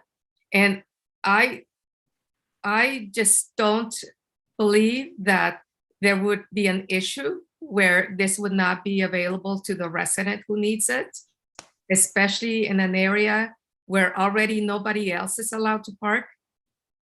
So because a permit is being requested, nobody that does not reside in this neighborhood, unless they're a guest of a resident, is allowed to park on that street. So I'm just questioning why we're making this exception. Right. So Eve was next. And I would say it is confusing that the ordinance, in the introduction to the ordinance on page 1, does mention the specific resident, as opposed to just saying we're designating a space on Hawthorne Avenue at such and such a location. Usually we use longitude and latitude and other type stuff, so many feet from a corner or whatever, instead of a specific address. So that is a little different. Anyway, Eve, sorry to step on you. Go ahead, please. Yeah, thanks. Yeah, I'm just looking over the ordinance again, and I have to say the name and the address did strike me even when compared to the other ordinance, but I think Leticia has a good point. I think we should have criteria.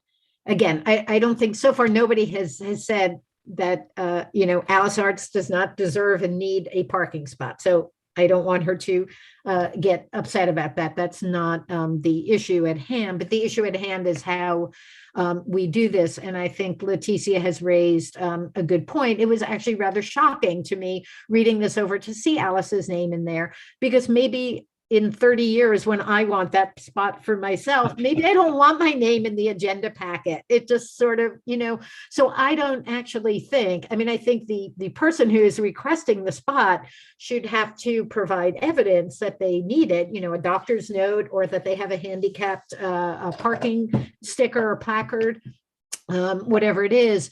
But I don't actually think that should have a place in the ordinance, going forward. I would like to not see the person. I think that the suggestion Leticia made and that our traffic sergeant has suggested that it be more a matter of a certain degree of longitude and latitude, or whatever however we would mark it. And if in fact it turned out that there was competition for that space in some way, I think that could quickly be rectified. And then I had just a quick kind of follow-up question for our attorney, which is, this is being done through ordinance, and we're also revoking one on Chestnut Street that was also done through ordinance. And I'm wondering if there's any way to pass an ordinance that would allow a simpler way of doing this in the future, so that we have an ordinance that sets out the criteria, and then a simple resolution can say at this particular spot, according to all the criteria that are in this general ordinance, we can do this. So if indeed we find another half dozen people in town who would like this and need this accommodation, can we make the process a little more streamlined? So that's my question to you, Trishka. First off, the ordinance that's in front of you does contain a list of criteria. So to those who are concerned about that, the ordinance does address it. One of those criteria includes valid issuance of a windshield placard or wheelchair symbol license plates by New Jersey Motor Vehicles Commission. The ordinance itself does not actually mention the resident by name. It does, however, designate the specific address, because the space will be restricted for use by the eligible person at that address. In terms of streamlining the process, I'll be candid, I did not go back and double check the statute to see if this could be done by resolution once the criteria are established by ordinance. My recollection is it needs to be done by ordinance. Deanna, though, as usual, please feel free to completely contradict me on that one. Look, the point is well taken. We generally look for opportunities to streamline things and uncomplicate the process. We have always designated handicap accessible spaces by ordinance, even when they're not restricted to a specific residence. This is going sort of one additional step, and I believe it does need to be done by ordinance. Right. And I will just clarify that within the whereas statements to support the ordinance, the resident's name is included. But Trishka, when this is codified into municipal code, all it will have is the address. Correct. And I think the only reason that the name may be identified in the preamble is simply, I think, because it's establishing how this request came about. But Deanna is absolutely correct. What gets codified is the street address, not anyone's name. And the other thing I just want to point out is that this ordinance is doing two things. First and foremost, it's establishing a process and the criteria by which individuals can come forward and request these restricted spaces. And at the same time, it is also creating such a space for 51 Hawthorne. But it's doing more than just creating the space for 51 Hawthorne. It's actually putting in place a program whereby this would be available to anyone that meets the criteria. And would the person's name have to be, again, it just. No, not at all. As I said, Okay. I think that was simply explanatory in the preamble, and that not only would it not have to be, it would not be codified. Right, I understand, but should we do another ordinance in 2 weeks, for John Smith on another street? Does it have to mention John Smith by name? No, we could say the occupant of the street of, Okay, I feel more X and such, comfortable with that street address. as a general policy, so maybe Sure. that's a change we can make going forward. Thanks. Okay, let's go David, Michelle, then Leighton. So I'm not sure exactly how this space is going to be designated in terms of signage, but I am a little bit concerned to the extent that there might be other handicapped individuals who might want to park in the vicinity, that it will not be clear that they are not allowed to use this space unless there's something on the sign that says handicap parking restricted to resident of number such and such Hawthorne Lane. Because typically throughout town, handicap spaces are available to anyone with a placard, anyone with handicap license plates. And I would hate to have a situation where somebody who is in legitimate need of a handicap parking space could park here and get a ticket because they're not authorized to park here. And so I just think it's important. I don't know, Deanna, if you have an answer to that question of how this information will be shared, but it's an important, I think there's a risk of people getting caught Well, the way you just, thinking they have the right to use the space and not. Yeah, although it's, Right. so the question is the signage simply saying restricted parking or is it saying handicap parking? Because the ordinance uses the terminology restricted. Is that the same? Or? it will be an ADA parking. So we would use the ADA parking signage and we would have a supplemental placard that would say something like 451 Hawthorne Avenue, or, you know, some language to indicate that it is restricted to that resident use only. Is there a reason we wouldn't just put a sign up that said permit parking only? I mean, basically that's what it is. We're saying this is a restricted parking space that you can only park in if you have a permit issued by the clerk's office. That's what the ordinance wording says. So I don't There's know. already permit parking on the street, so that could be confusing. Right. Good So point.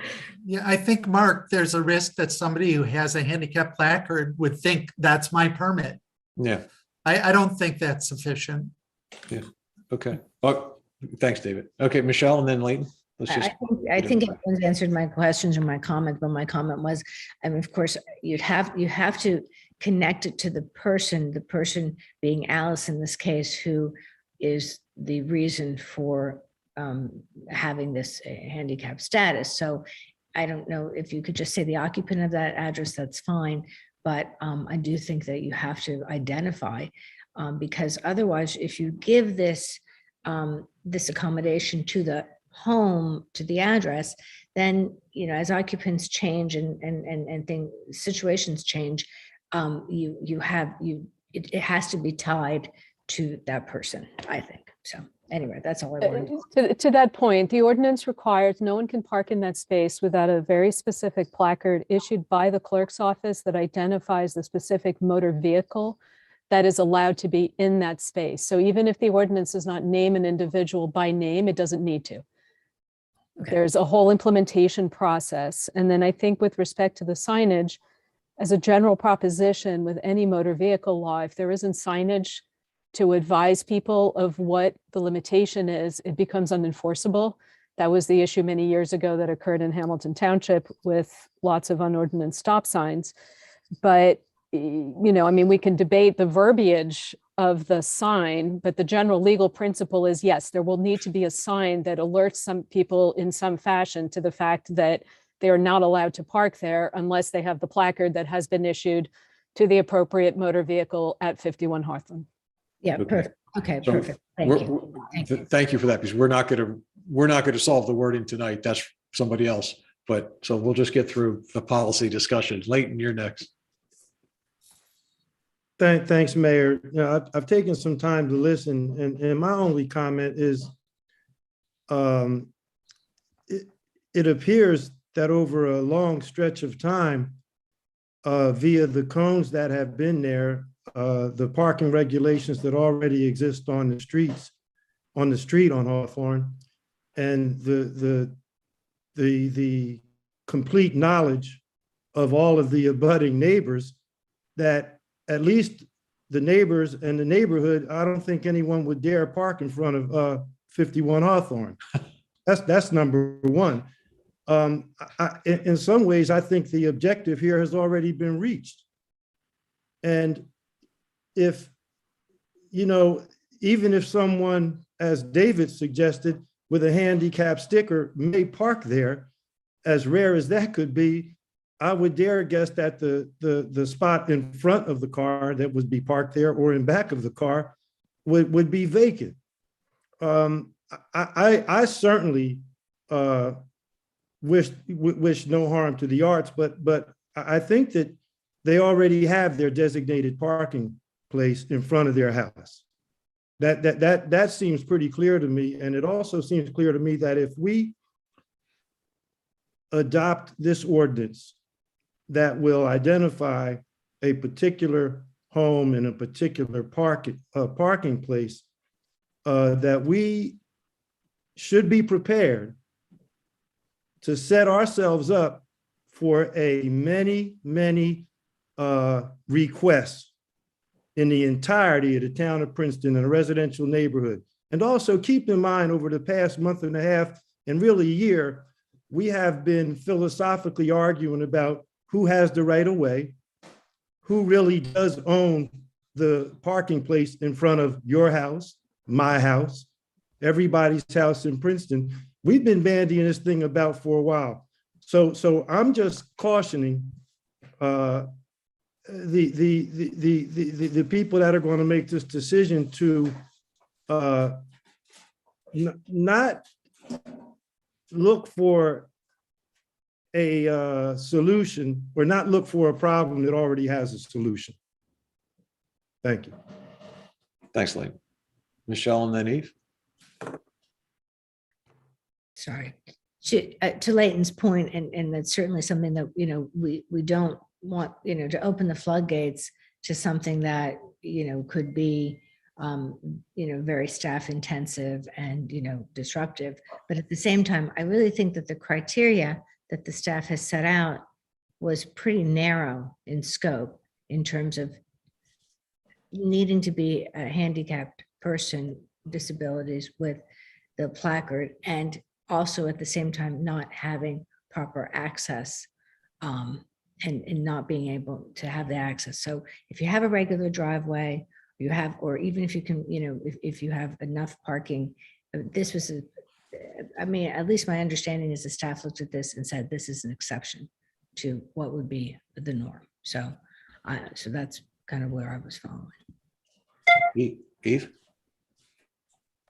What Layton said reminded me that I wanted to respond to what Mia said, which is, yes, we are still a small town, but I think we need to have real criteria and, and stick to those, because otherwise I think bad things happen. So I think the criteria are clear. I think Michelle just elucidated that it's not just for everyone who might be using a wheelchair or a walker, but people who really, for very specific reasons, cannot manage to use the parking they would normally use.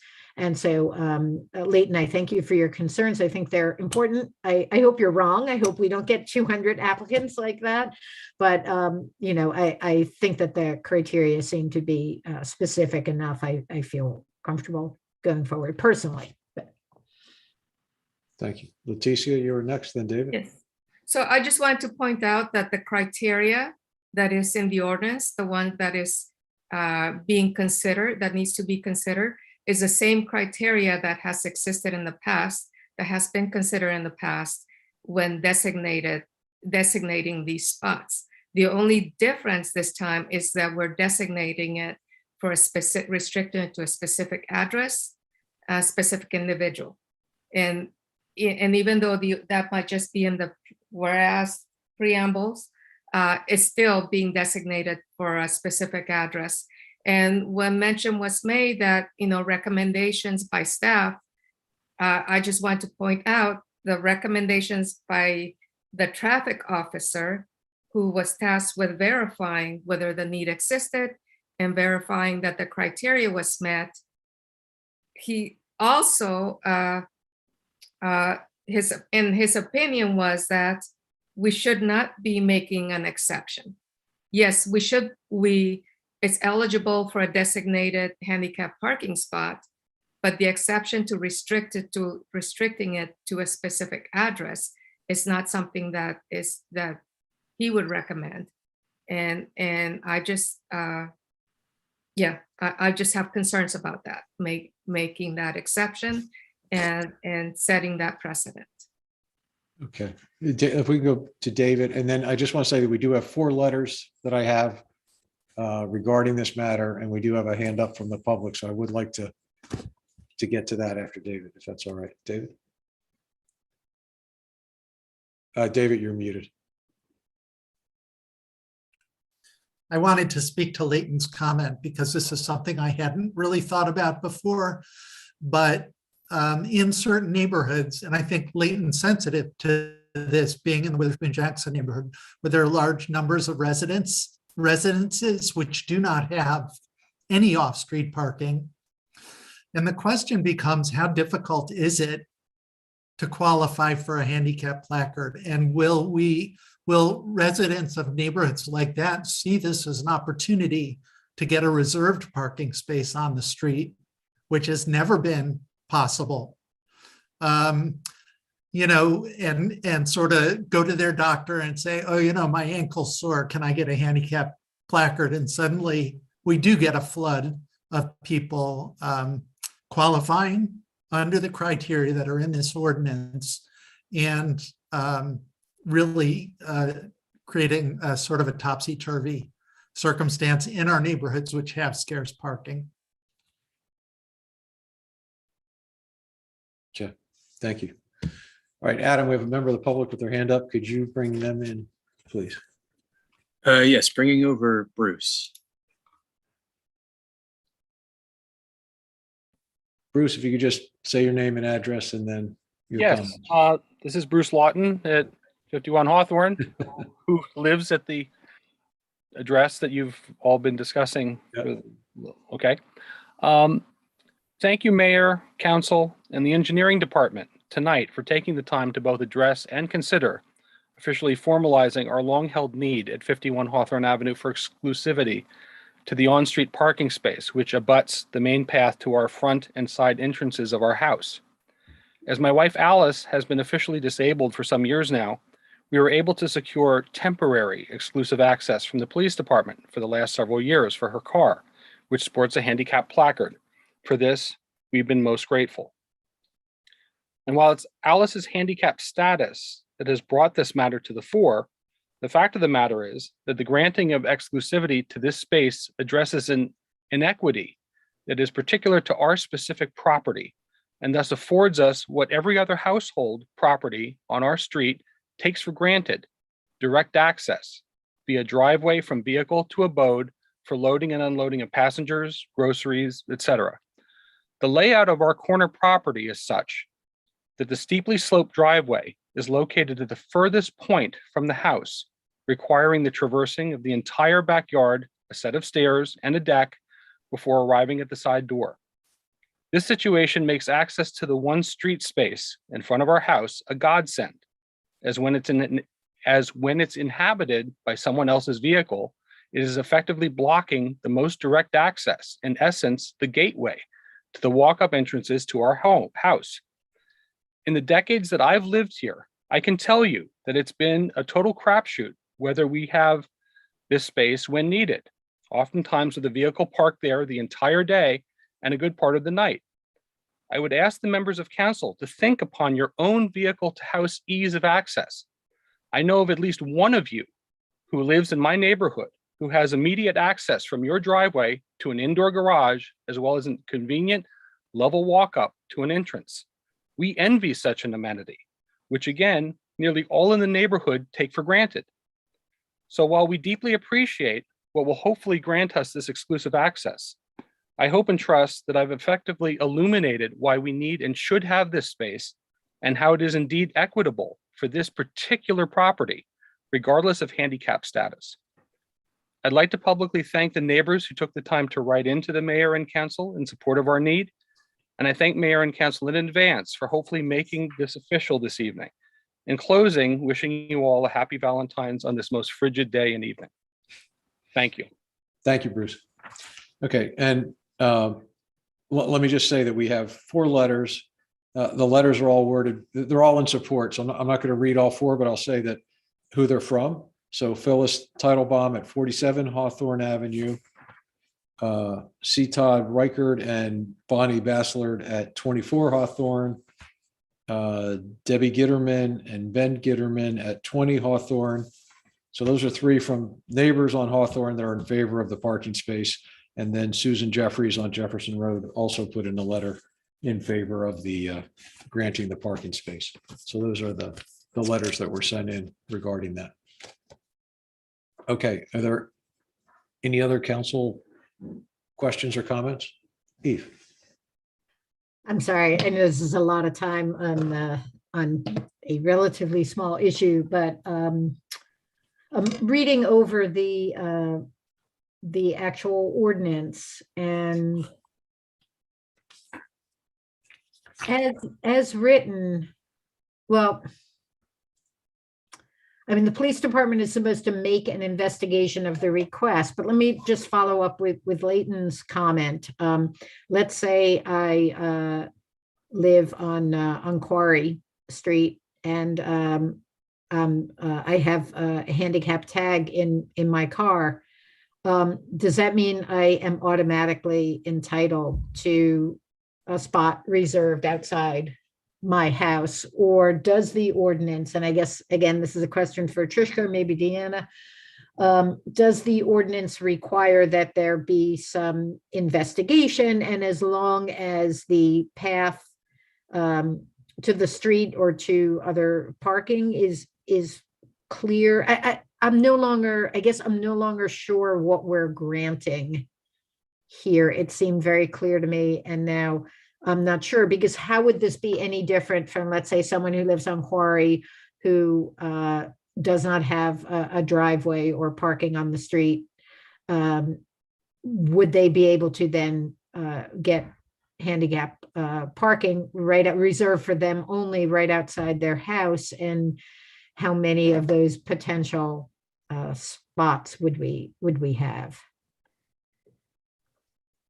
I can't speak to the latter point because obviously I don't have the data. In terms of your question, however, if the criteria are met, is it sort of an automatic that the council must approve the request? The answer is no, absolutely not. It's entirely discretionary. Among other things, the council would have to be satisfied that allowing the restricted space would not interfere with normal flow of traffic, but that's only one criterion. And ultimately, the council cannot grant the request except upon a finding of good cause for the issuance of the permit. So it is abundantly clear in the wording of the ordinance itself that these are discretionary decisions, not mandatory ones. There is no automatic entitlement to a restricted space. Okay, thanks. And then the second question, I guess, following up on Leticia's comment is, as I said, that having the name in the even in the whereases, I think is just shouldn't be there. But at this point, if we were going to remove that, I assume we would have to go through the whole ordinance introduction process. No, the whereases are purely a preamble to the ordinance itself. They're not Okay. part of what gets codified. They are simply there sort of as an introductory statement and an explanation. That's really just a draftsmanship issue that the name actually appeared. You can strike the name. It does not alter the substance in any way whatsoever. I would like to ask that the name be struck for the sake of future applicants, unless there's some compelling reason not to do that. And thank you for your answers. Very helpful. Any other additional questions or comments? David? You're muted. He knows. I'm going to ask a similar question to Trishka about a wording change that might be substantial, which is under the criteria where there's the eligibility for a handicap designation, license plate or placard. If we could add a word saying that, there's a durable need for such a placard. I don't know if anybody else on council or anybody on staff knows how easy or difficult it is to get a placard, but as I said in response to Councilman Newland's concern, I'm a little bit worried that a temporary need for a placard could stimulate gaming of the system. Could, even if it's not gaming of the system, if somebody's on crutches for 2 months, do we want to be issuing, passing these ordinances and then revoking them on a 2-month basis? And so the question for Trishka is there a word that could be inserted that would not be a substantial change, but that would restrict? And I hear what you said, Trishka, about this being discretionary by council, but I really hate to put ourselves or a future council in the position of denying such an accommodation, on a case-by-case, permitting or denying it on a case-by-case basis once we've established a precedent like this. And I would rather codify something a little bit more restrictive in that regard. Yeah, so first of all, the ordinance itself contains the placards that are issued by the clerk's office are only valid for 2 years, and then they would have to be renewed. It also says that if the criteria that have to be met for obtaining one of these placards, which first and foremost includes having the handicap accessible designation from the state, if any of the criteria cease to be valid, then the designation can be revoked. I think beyond that, in terms of inserting a word like durable or something like that, my concern is also less about, are we making a substantial change to the substance of the ordinance as it is, are we also creating a term that's kind of vague, and we might not know what that means. And as you know, I don't like making changes to ordinances on the fly in the middle of a public hearing without really being able to consider the impact of the wording changes. But I did just want to flag the limitations that are already contained in the ordinance. And the police department and would be reviewing these requests. It could be part of a policy statement that the valid placard time frame has to exceed that 2-year limit of a permit. If that's, or even a year, because it is, I think, renewable right after a year. I'd have to go back to that. But that's that could be part of the decision-making process when reviewing an application. Okay, Mia has her hand up. Yeah, I just want to clarify. I mean, you can, if you have a handicapped placard or, a sticker in your car, you can park anywhere, right? And just, it doesn't have to be a designated spot. You basically, and I don't know how that works for overnight, if you have special privileges for overnight, if there's not overnight parking where you are in the neighborhood where you are. Does anyone know the answer to that? When speaking with our traffic safety officer, I was told that, yes, anyone with a placard can park anywhere. However, where there's restrictions, such as overnight parking restrictions, that restriction would still apply, even if someone has a handicap parking. Okay. But I think this question is a very separate question, because if we start to have parking spaces that are restricted specifically to a given address or a given vehicle owner, in a neighborhood where there's a great shortage of parking, like on Lee Avenue, on the first block of Lee Avenue, you could end up with half of the parking spaces being vacant because the person who, is entitled to park in that restricted, half of the parking spaces could all have handicap signs on them, and they could all be empty because the person happens to be out.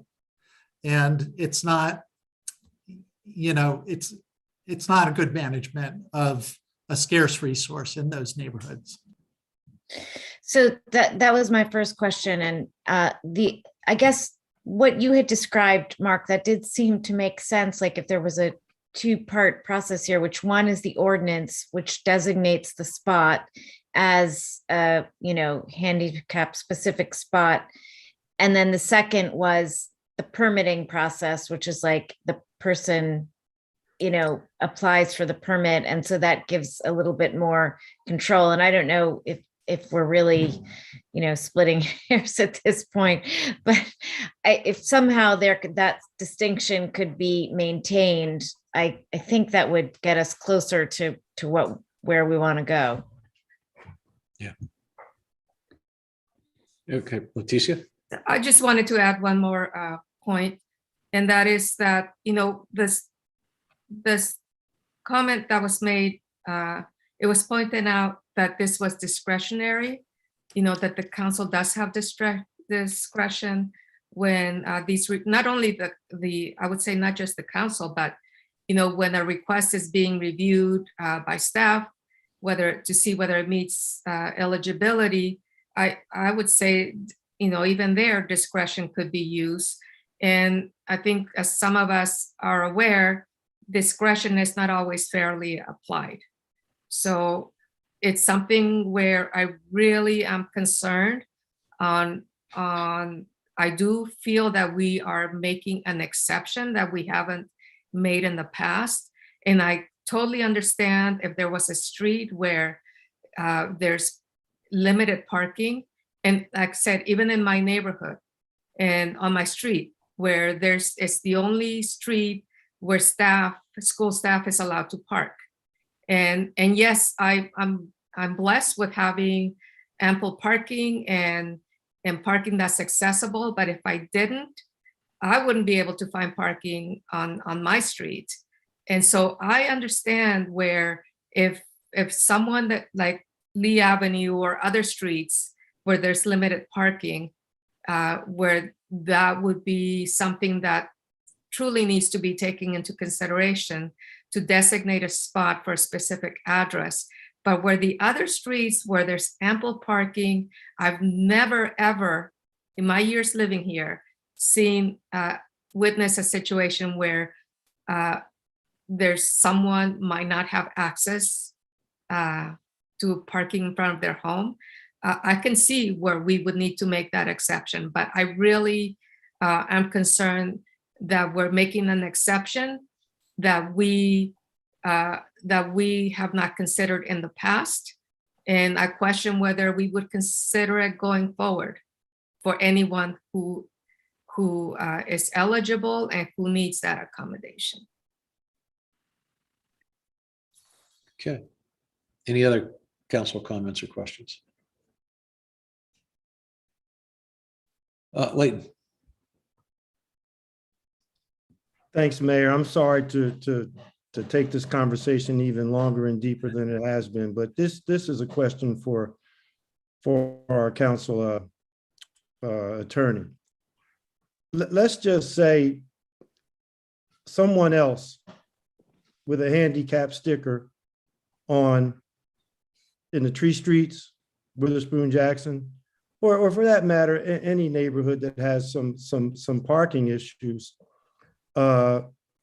does not necessarily have the driveway implication that this applicant does, that has been very thoroughly defined here. And I get that, and I understand it. It's a major problem. And this is not so much directed toward the applicant, but this is directed toward what could be unintentional consequences. And let's say someone that has a handicap sticker on a Tree Street or a densely populated neighborhood has a real bad case of arthritis, but they have the sticker, they have the handicap sticker that they got from the Division of Motor Vehicles. And as we're talking about this coming before council, and we have the responsibility now to make a decision based on what we're hearing this applicant say, and we say this does not rise to the same occasion as 51 Hawthorne Street did. What is our legal exposure, or what could it be? The legal exposure would be the same as most governmental actions, whether the decision is completely arbitrary or unreasonable or capricious. In other words, not grounded in any kind of rationale. How could we say no to a severely arthritic person and say yes to 51 Hawthorne? I think it would entirely depend on the circumstances. So it's very hard for me to say, not trying to duck the question, but dealing with hypotheticals is really difficult to do. But without knowing the circumstances, given this, in a given set of circumstances, it might be arbitrary, it might not be. I just can't, it's very hard for me to sort of forecast what would and wouldn't be considered arbitrary. I just think that I foresee, and I don't have a crystal ball, but I think what we're going to get is quite a few individuals in Princeton who are handicapped and would like to park closer to their homes, with or without a driveway, are going to come calling. Okay, Michelle was next and then Eve. Yeah, I would just like to say that, going forward, if the staff, traffic safety officer and our staff engineering could maybe put together a little bit clearer criteria, because I thought that there was pretty strict criteria in terms of looking at this, not as just anybody who has the handicap would have a spot, but that would really have major problems with access to their home. So I think that would really be, to your point, Leighton, defining and being fairer, so that it's not just an open-ended offer, but that it has some real strict criteria. More so even reading through the ordinance again this evening, it could be more well-defined and also give a little bit more direction to staff. So thank you. Eve. So again, Trishka, sorry, I have a question for you. I thought that this was a policy that already existed, because one of the things coming up shortly is repealing a similar thing, which does not mention a resident by name, but a similar parking guarantee of a parking spot to a resident in need of that. So it seemed to me that the only thing we're doing that's new is mentioning a specific address rather than using other geolocational terms and mentioning the resident by name. Is this not, then what are we repealing? No, what you already have in place is the ability to designate a handicap accessible space in a given location that anyone with a wheelchair placard can use. What this ordinance does is enable the municipality to restrict that space to use by a specific occupant of an address. So it is not available to anyone with the wheelchair placard, only somebody at the specific address that's being designated. Currently, all of the, including the one that you're repealing tonight by ordinance, that's available to anybody So who has the wheelchair placard, Street, but anyone with that placard can use it. so is it what Chestnut Street, I guess I misunderstood. It was just a handicap parking spot that was available to anybody, not tied to a specific Correct. address. Okay. Correct. But it was created for a specific resident who requested it. Correct. But it's not limited to that resident. What's different here is that the request is to take it a step further and not only create the space, but limit the use of the space to a specific residence. Now, in that case, I think that I agree that we should just make this a handicap spot without designating it specifically. And if there is a problem, we can revisit it.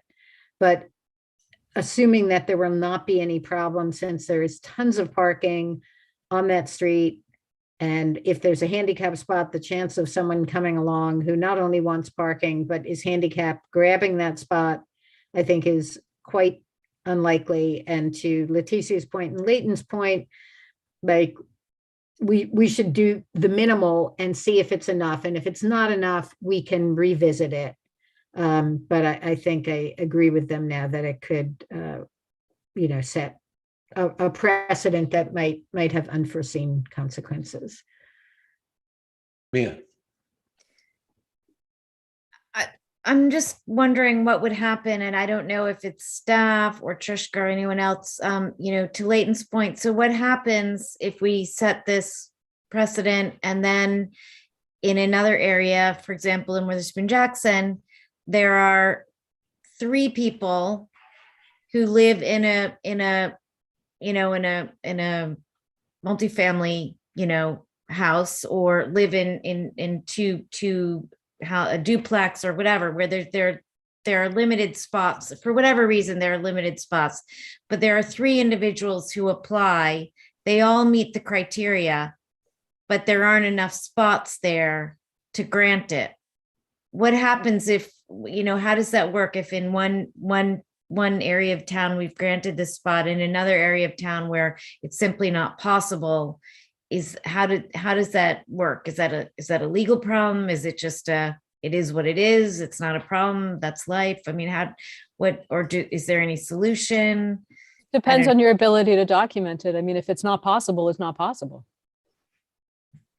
If it is possible, there's really no negatives. There's no downside. You just don't feel like it. That might or might not create issues. If it's not possible, it's not possible. But just to chime in, wouldn't that be something that staff would look at in traffic safety? If it would be required to be looked at under the ordinance. So that, that would be before it even got to this point. Trishka, if I could ask you a question, is there a way to modify this ordinance tonight for this meeting, at this meeting, I should say, that would simply say, we're putting a handicap spot on Hawthorne and someone with the appropriate state issued placard or local placard could park there? Or is that too significant a change for tonight? No, that's too significant a change, because I'd basically be Xing out, I'd say 99% of the ordinance. Okay. And I'd No, have that's a fine. very hard time saying to you, that's not a substantive change. No, it's that's fine. It's just a question that, since that was No, brought I up, think the better, yeah, and it's a fair question, Mayor, and I appreciate your bringing it up. I think in this situation, what we would do is just come to you, at an upcoming meeting with our standard ordinance, creating a handicap accessible space that anyone with an appropriate placard could use. Okay, thank you.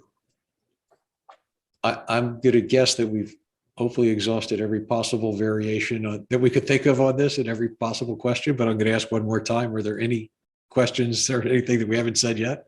Leticia. I was just going to suggest, I honestly don't see, because that space is already being used, but has access to that space, the resident has access to that space, is being used to that, is using that space.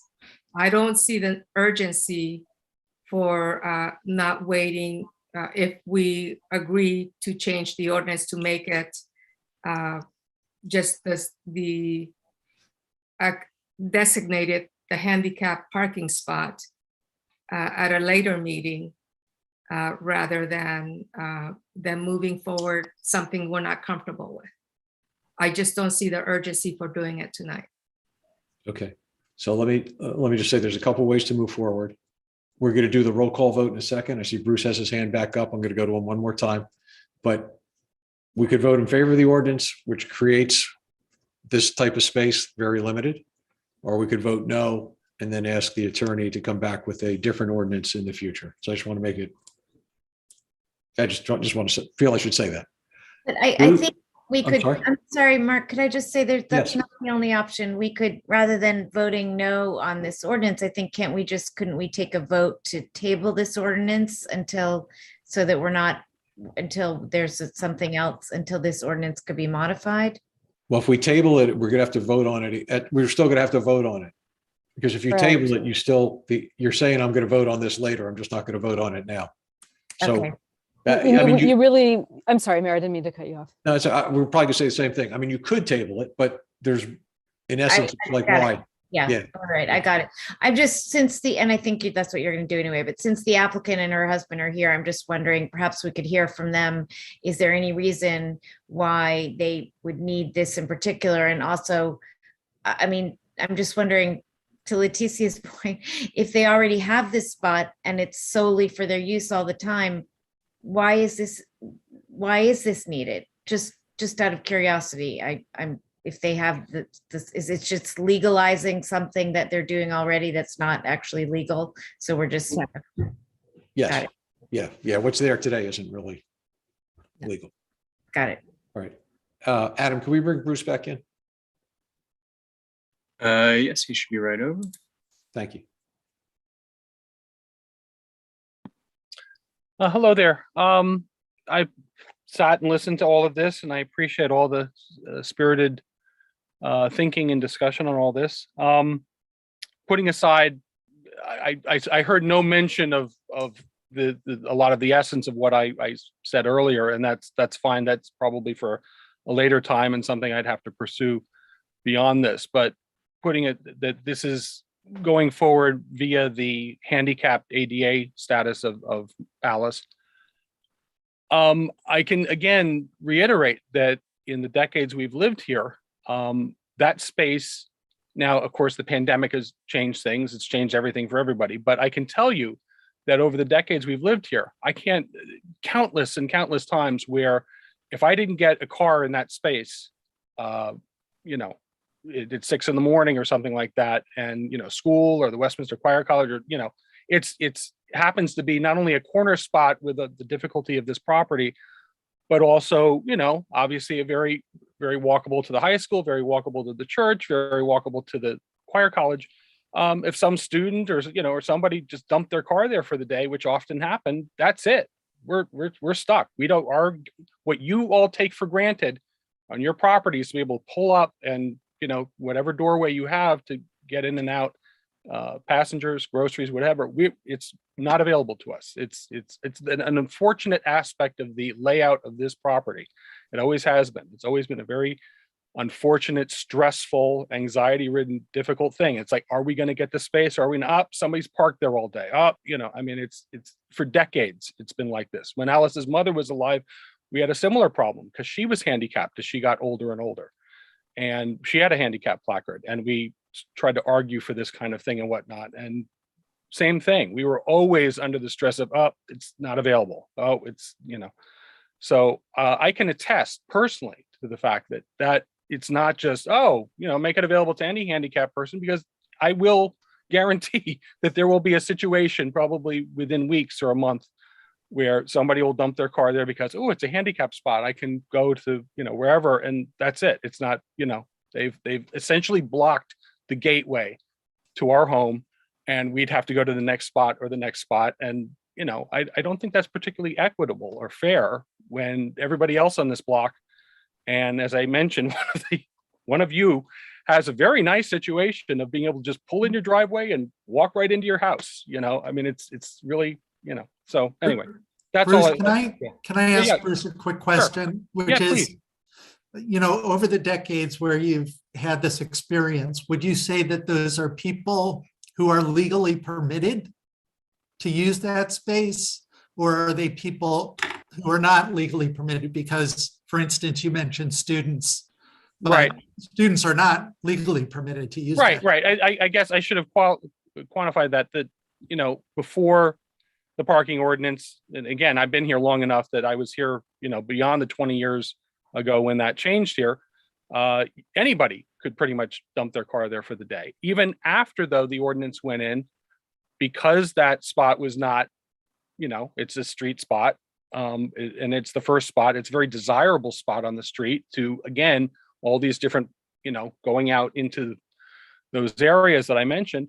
It was, you know, more than 50% likely that a car would, or a vehicle would end up there for the day. And they would have, you know, so, and yeah, sometimes, okay, yes, sometimes it would be some neighbor, or, you know, with, again, you know, they have the ability to park for, you know, another spot or two down the street. And if they just absentmindedly put their car there, or a guest of theirs put their car there, then again, we were sunk, and we would have to, either just suck it up, or we'd have to go and try to find who it was and knock on the door, if it was that important or not. I mean, it puts us in a position of constantly having to worry, looking, how many times I would look out the window, oh, damn, somebody has their vehicle stuck, parked right in front of essentially what all of you, think about whether or not if somebody was constantly putting their car in front of, how you get into your house. That's what we deal with and have dealt with for as long as we've been here. And, Thank you. Thank you, Bruce. Yeah. Okay. I'd really like us to vote on this, right? I mean, we could talk about this for over an hour. I can't imagine I really can't think there's another shred of information we haven't dug up yet. Yeah, I'd like to make a comment though. Okay. I still think that this does give a solution. That wouldn't be a solution that a lot of people would be able to meet the criteria. And I just would ask, Bernie, Deanna, Chris isn't on the call, Chief, but if we could have the criteria, a little bit more solidly fleshed out so that we understand it and that the community understands it. But I think that having it designated to the person that is handicapped, that is applicable in their home, without putting their name, but putting their home as the applicant, I think that is really the best solution. So that's my 2 cents. Thanks. Okay. All right. Dawn, can we do a roll call vote, please? So are we, but I'm sorry, is the idea that we would not, depending that if we didn't vote for this, that there would be an ordinance that has more restricted criteria and or not tied to this spot or something that reflects the discussion that we've had tonight? I would say that after we take the vote, we could pause for just a very brief time and get a consensus of what the council would like the attorney to work on if this is defeated. So there's a motion on this specific ordinance. So if you vote yes, again, we're going to approve the ordinance. If enough people vote no, the ordinance is defeated, and then we could spend, I hope, a very short time directing the attorney as to what, if any, action we want taken in that case. I'll just comment. We don't often do this as a council, but on the planning board, people do, and I think that it's appropriate to do it on council as well, which is to make a voting statement. So as you cast your vote, rather than just saying yes or no, you can explain why you're casting your vote the way that you are and what you would like to see happen going forward. David, I would like us to modify that and say that we only need someone who's voting no to say what they would like us to do next. If you're voting yes, there's no other action. You're assuming the amendment, the motion's going to pass. Right? Well, anyway, we're at this for over an hour. I think we've spent enough time discussing it. So as you vote, if you wish to make a very short statement, do so. But again, okay. Dawn, could we call the roll? Ms. Perone-Lambros, Yes. Sneedergang, No, and my clarification would be, I'd like to start with a standard handicap spot in front of the house and have the applicant document if this causes hardship, then open to moving to an ordinance similar to what I'm voting no on tonight. Mr. Cohen, Yeah, I'm going to vote no as well, with the same stipulation as what Eve was saying. Ms. Fraga, No, not as currently written, same stipulation. I would like to see an amendment that reflects a standard that we are going to use for anyone needing an accommodation and meeting that criteria going forward, and that is not specifically restricted to an individual or address. Ms. Sachs, I'm going to vote no on this, but I would not be okay with just a generic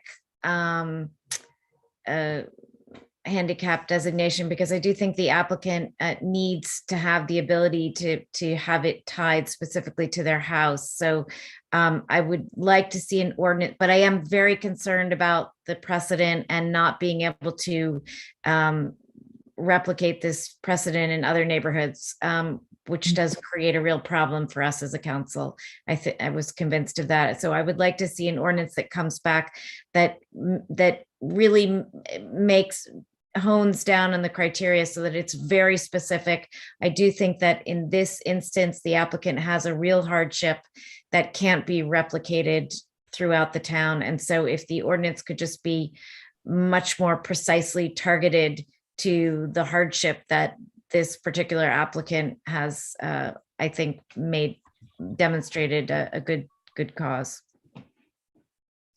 Mr. Newland. Thank you. I too am going to vote no, but I want to make it clear that I feel the applicant's pain. I really do. I see that they have extreme conditions and that they need the ability to be assured that when they do come home, that there will be an empty spot in front of their homes. And I believe that anyone presenting the same parameters with quote unquote extreme positions have the same opportunity in Princeton. But I don't think that this ordinance, as it is currently written, addresses that. I think it leaves the town wide open for a multitude of problems with parking and applicants looking for parking with maybe not necessarily extreme conditions. I think it should be rewritten to be tight so that when this happens again, there won't be any conjecture or any hesitancy upon council to make a yes decision on these types of requests, because it will be clear that it is an extreme condition. But as it's currently written, I think it gets us in a lot of trouble. And but I do want to see the applicant, Mr. Lawton, you do need a car, you do need a spot in front of your house to be there whenever you need it. But please give us time to get this right. Yeah, and I mean, if I can just say, because I'm the only one who voted yes, my yes vote, since I wasn't supposed to make any comments, my yes vote was that we would add that criteria, but that would be staff criteria, and that would make that as a policy decision. So, so maybe I was putting the cart before the horse, but I think we're all pretty much in agreement that it should be tied to the applicant. We just need more defined criteria. I thought we had that from staff, but it's just not in the ordinance. So if we need to ordinance it, then we ordinance it and bring it back, because now it's been defeated. So anyway, thank you. Okay, so the ordinance is defeated. Leticia, I'm sorry, I just need to ask you, because I wasn't quite sure after your comment. Some of the council members said, let's move forward with just the standard spot. And I wasn't sure if you were agreeing with them or if you were agreeing with the others that said, come back with something very detailed to allow a specific spot for this resident. Because it makes a difference as to where we end up going. I would say not just for this resident, but have the criteria that clearly specifies what is needed for any resident who needs an accommodation and meets that criteria. You know, so I wouldn't be writing criteria specifically to accommodate the individual, but to accommodate any individual who meets who has a need and meets the criteria. I wouldn't want it to be something that's just too discretionary. You know, that's where I think. Leticia, I'm just going to jump in because I'm a little confused now too. I thought you were saying that we should not, and I'm sorry, Mark, I know this is going on way too long. I thought you had been arguing that you did not think that any spot should be designated to a particular individual, but rather a more general. Right. No, and that's what I would still argue. You know, obviously, you know, others may not agree, but I would ask again our traffic safety, you know, what their recommendation is. Yes, they agree that this individual made that criteria, But in discussing it with them, they did not agree that it should be, that we should make an exception and designate it to a specific individual or address. Okay, so It's, let me, in the past, that hasn't been done. okay, so where we are right now is that three of you have pretty much said, do not make it specific to a specific address. And three of you had said, make it really tight, so it could be to a specific address. So we're going to move on and we'll figure out how to give direction to the attorney in the very near future. Okay, it's.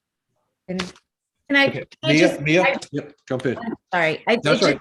I feel like I really do, the resolution here is really, it's not criteria that's so tight specifically for this applicant.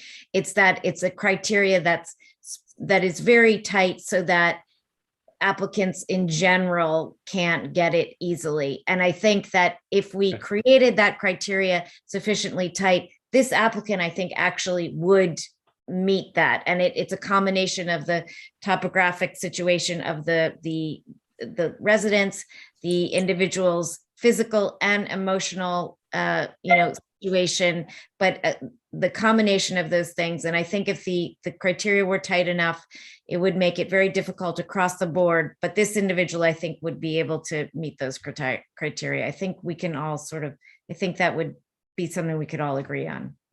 Okay, so I'm going to make an assumption that the people said a standard ADA spot out on the street would be okay with some ordinance that came back and said there's a spot on the street with very specific, very detailed criteria. Okay. All right, fine. Trishka, it's in your lap, and we can talk tomorrow if you need help figuring out what we just said.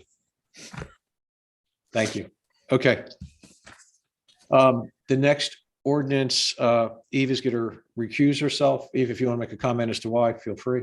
I was just going to look to see, wait, they ordered the one, so as an employee of the watershed, which works with the municipality on issues related to stormwater, I'm going to recuse myself for this ordinance. So please just text me when you're done.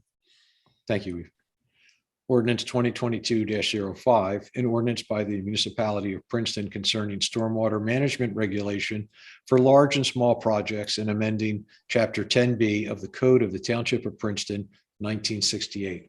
Is there, David, thank you. Is that a motion? Yes. And Leticia's got the second. Okay. Questions, comments by council on this, David? I will just mention, because it's a question I've been asked, that this is an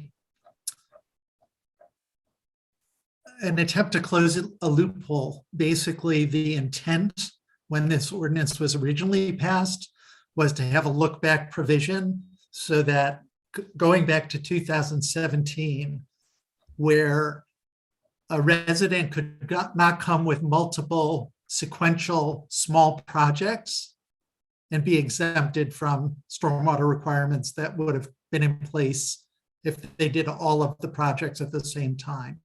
So it was the intent of the ordinance. It wasn't written into the ordinance, and we're just trying to close that loophole and make sure that if people do sequential small projects, that the cumulative effect needs to be designed for. Thank you for that. Council, questions, comments? Okay, public comments on this ordinance? I see one hand up. Okay, bringing over Bruce. Okay.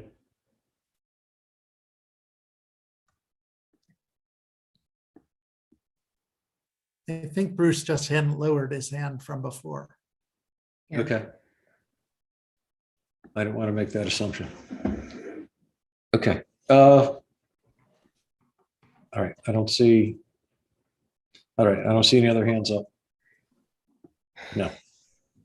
All right. Can we do a roll call vote on this, please? Ms. Peron Lambros, Yes. Ms. Niedergang recused herself. Mr. Cohen, Yes.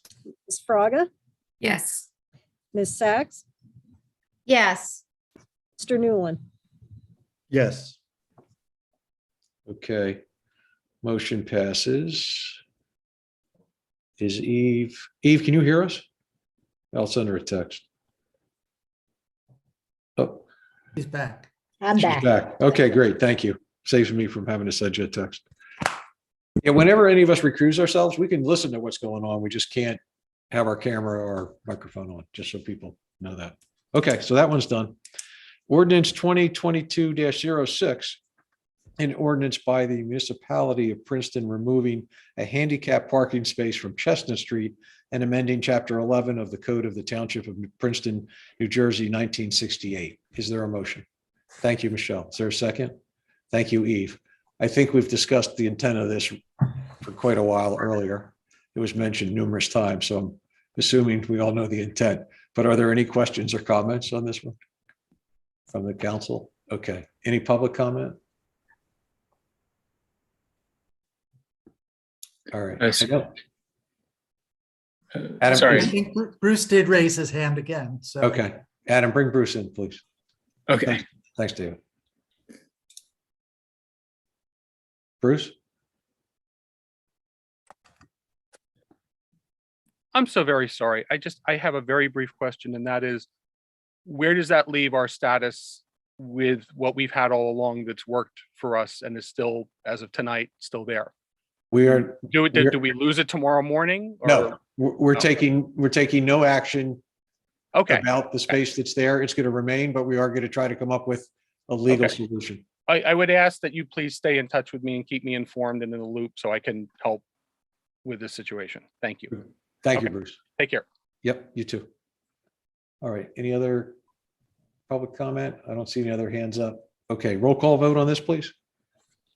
Ms. Peron Lambros, Yes. Ms. Niedergang, Yes. Mr. Cohen, Yes. Ms. Fraga, Yes.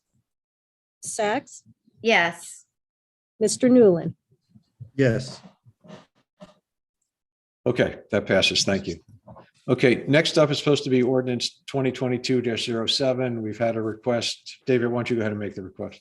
Yeah, I'm making a motion to table this purely related to Valentine's Day.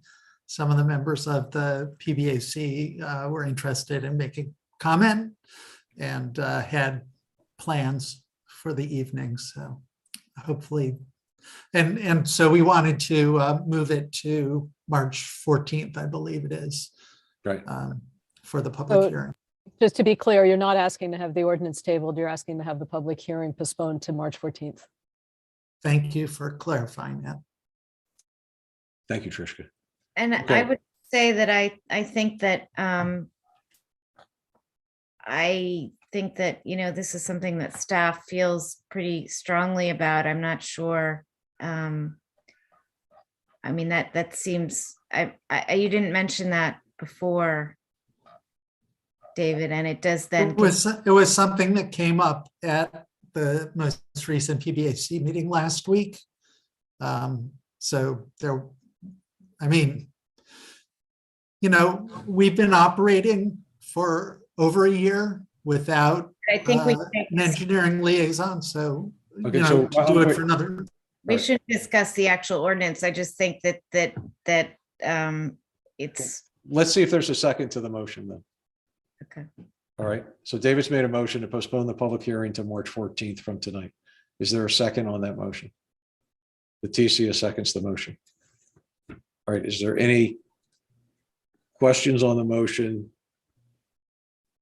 More of a procedural thing as opposed to debating the ordinance. Eve?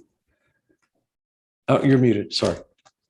I figured that out. Is there some compelling reason? I mean, as far as I can tell, it can wait a month, but if there's some compelling reason, Mia or anyone else why it can't, please share it with us. Otherwise, I would support David's motion. I think, well, I guess I didn't hear David's rationale fully because it seemed like he was getting into discussing the substance itself. But I think I guess my concern is just something that's on the agenda and then all of a sudden at the last minute saying, oh, well, people who wanted to speak couldn't be here. It's the precedent of it that, I think it's, not, I think this has been in the works for a long time. And I think, we're trying to create some sort of coherent structure for our staff in terms of, their workload and their responsibilities. And I think this is more of an administrative and a council decision. I'm not sure. I just think it's somewhat unfair to our staff, but I'm not, I'm not totally opposed to it. I just think it's not, I think it's unfair to our staff, but it's. I understand what you're saying. I was surprised, as someone who really does not celebrate Valentine's Day or any of what my mother would call the Hallmark holidays. I have to admit, makes me a little bit grinchy. I've been surprised at how many people were absolutely horrified at the idea of doing something tonight. So I kind of feel a little bit softer about it than I might have felt a month or two ago, because there were all kinds of people I talked to about, oh, well, February 14th is open. It's Valentine's Day. So I'm realizing this may just not have occurred to them until late. So I'm inclined to be sympathetic. Maybe we should just not have had the council meeting tonight. I think actually for subsequent years, I would actually support that. I would support not meeting on Valentine's Day in the future for those who are not as grinchy as me. So. All right. Any other comments on the motion to postpone the public hearing from tonight to March 14th? Okay. I don't see. Okay. Let's do a roll call vote on that, please. Ms. Peron-Lambros, Yes. Ms. Niedergang, Yes. Mr. Cohen, Yes. Ms. Fraga, Yes. Ms. Sachs, No. Mr. Newland. Yes. Okay. So the motion to postpone passes. So this item will come back up on March 14th. The public hearing will happen on March 14th. Okay. Next item is we have an ordinance introduction, ordinance 2022-08.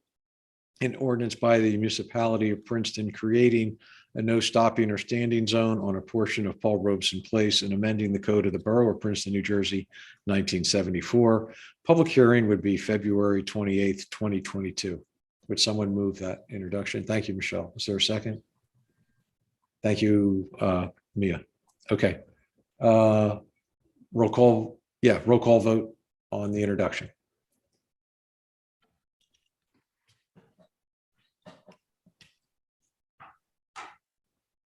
Oh, sorry. Ms. Peron-Lambros, Yes. Ms. Niedergang, Yes. Mr. Cohen, Yes. Ms. Fraga, Yes. Ms. Sachs, Yes. Mr. Newland. Yes. Okay, that ordinance is introduced. The public hearing will be on February 28th. Thank you. Resolutions 22-71. Resolution authorizing a professional services agreement with T&M Associates in the amount not to exceed $38,470 for topographical and boundary survey of the Park Place East and West parking yards. Is there a motion? Thank you, David. Eve's got the second. Questions, comments on the motion? All right, up, David. I'll just comment that this is a really important first step to figuring out a way to more efficiently use this piece of public land. We have to understand not just the configuration of the land, but the ownership of the land, which I believe the survey will also do title research that's, and it'll really help us to be able to move forward with a better use of the land, still keeping parking, but other uses as well. Okay. Any other comments? All right, all in favor, please say aye. Aye. Aye. Aye. Okay. Resolution of 22-72, resolution authorizing a construction contract award to Earl Asphalt Company in the not to exceed amount of, oh, sorry, commas are missing. Let me just make sure. 1, 2, 3. Okay. $4,474,913.13 for the Witherspoon Phase 1 Nassau Street to Green Street Improvement Project. Is there, Michelle's got the motion, Eve's got the second. Questions on the motion? Yeah, Michelle? I know we talked about a budget of 3.5 million. I just wanted to see where we are in terms of budget for the Witherspoon Street project and what other components besides Earl's Asphalt would be, who else would be contracted, or what other contracts do we need to do? Because we have T&M, I guess. Correct. So Earl Asphalt is contracted to do all of the hard construction work associated with the project. Due to the size and nature of the construction, council has also contracted with T&M Associates at the last meeting to provide construction administration and observation services. So instead of utilizing municipal staff on a daily basis over the 12-month construction period, we will be utilizing T&M as our consultant to document construction activities and manage the day-to-day interactions with the contractor as well as with the businesses. Deanna, what's our total budget now, and has it increased from what we had talked about early on for that portion of Witherspoon Street? Yes, we obviously, when I put the grant application in about 2018-19 to now, the costs have escalated. With the pavers that we are using, they do have a higher capital cost. The engineer's estimate was close to $3.8 million.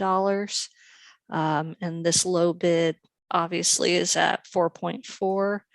Looking at the bids that came in, a lot of the money is put into a few upfront items like mobilization and clearing the site.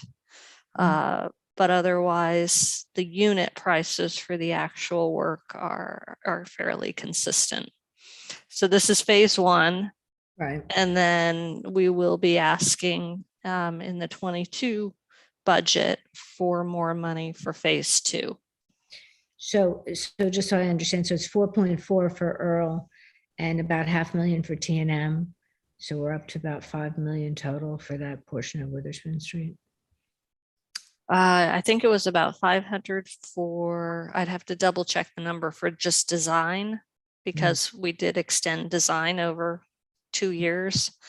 And then we have the construction numbers, which I think is about 300,000 for T&M as well.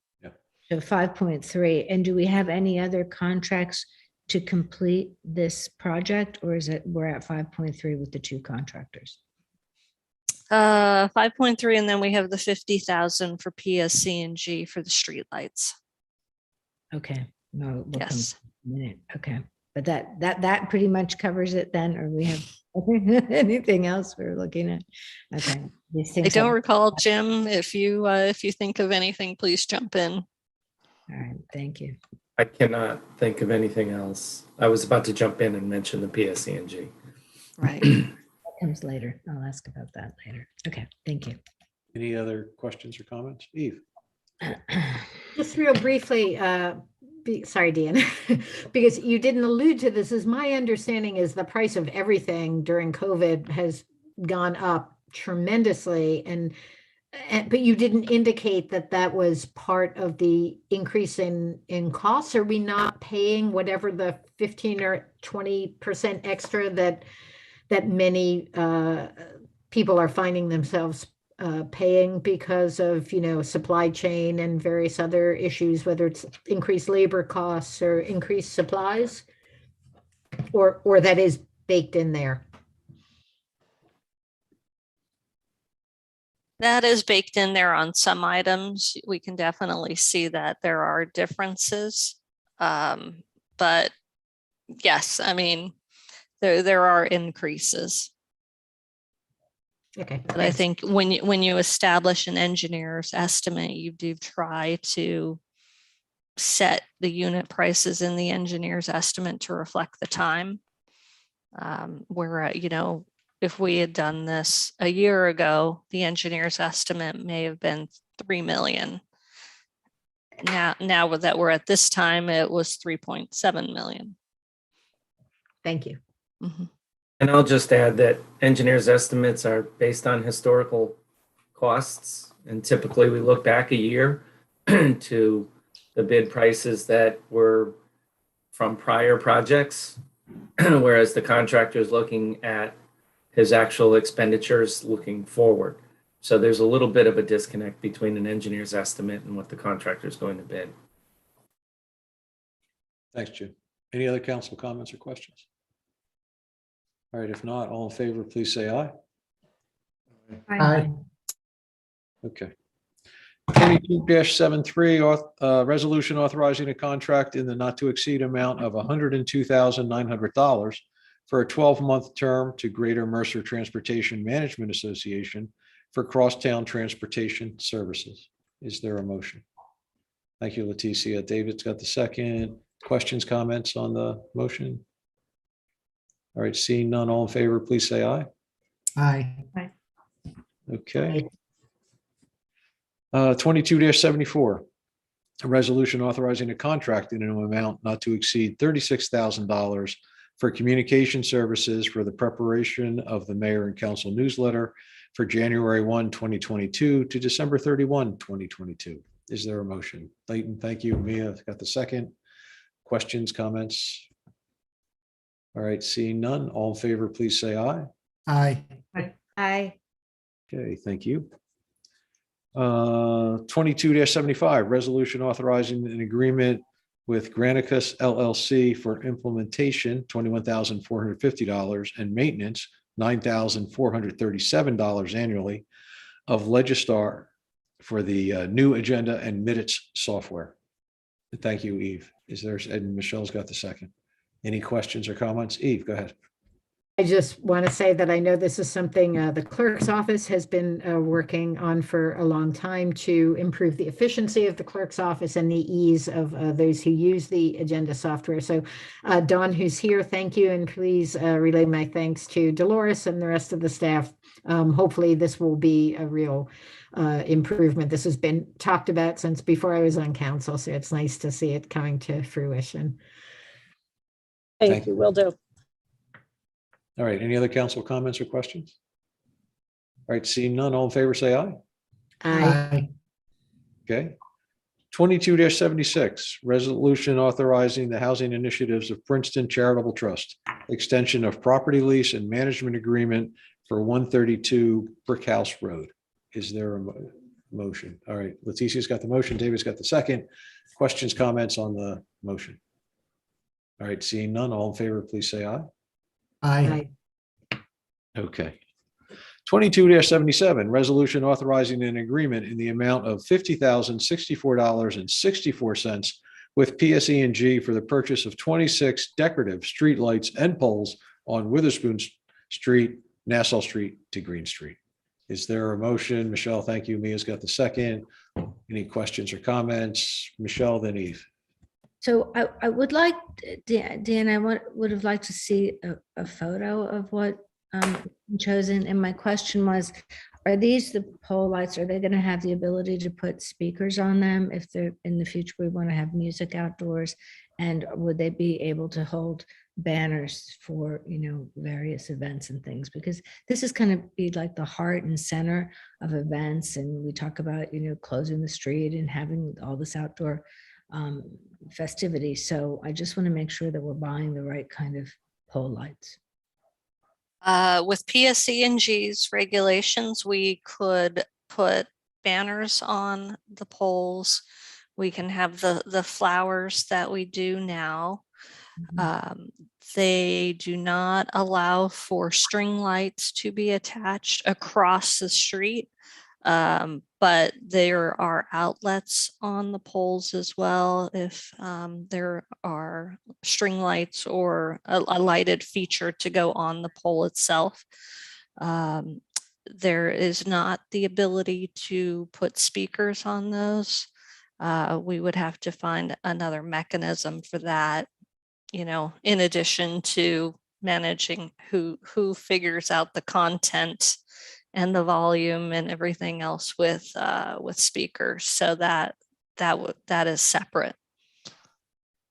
Well, I know we had talked about the kind of pole lights that could have speakers. Those aren't an option.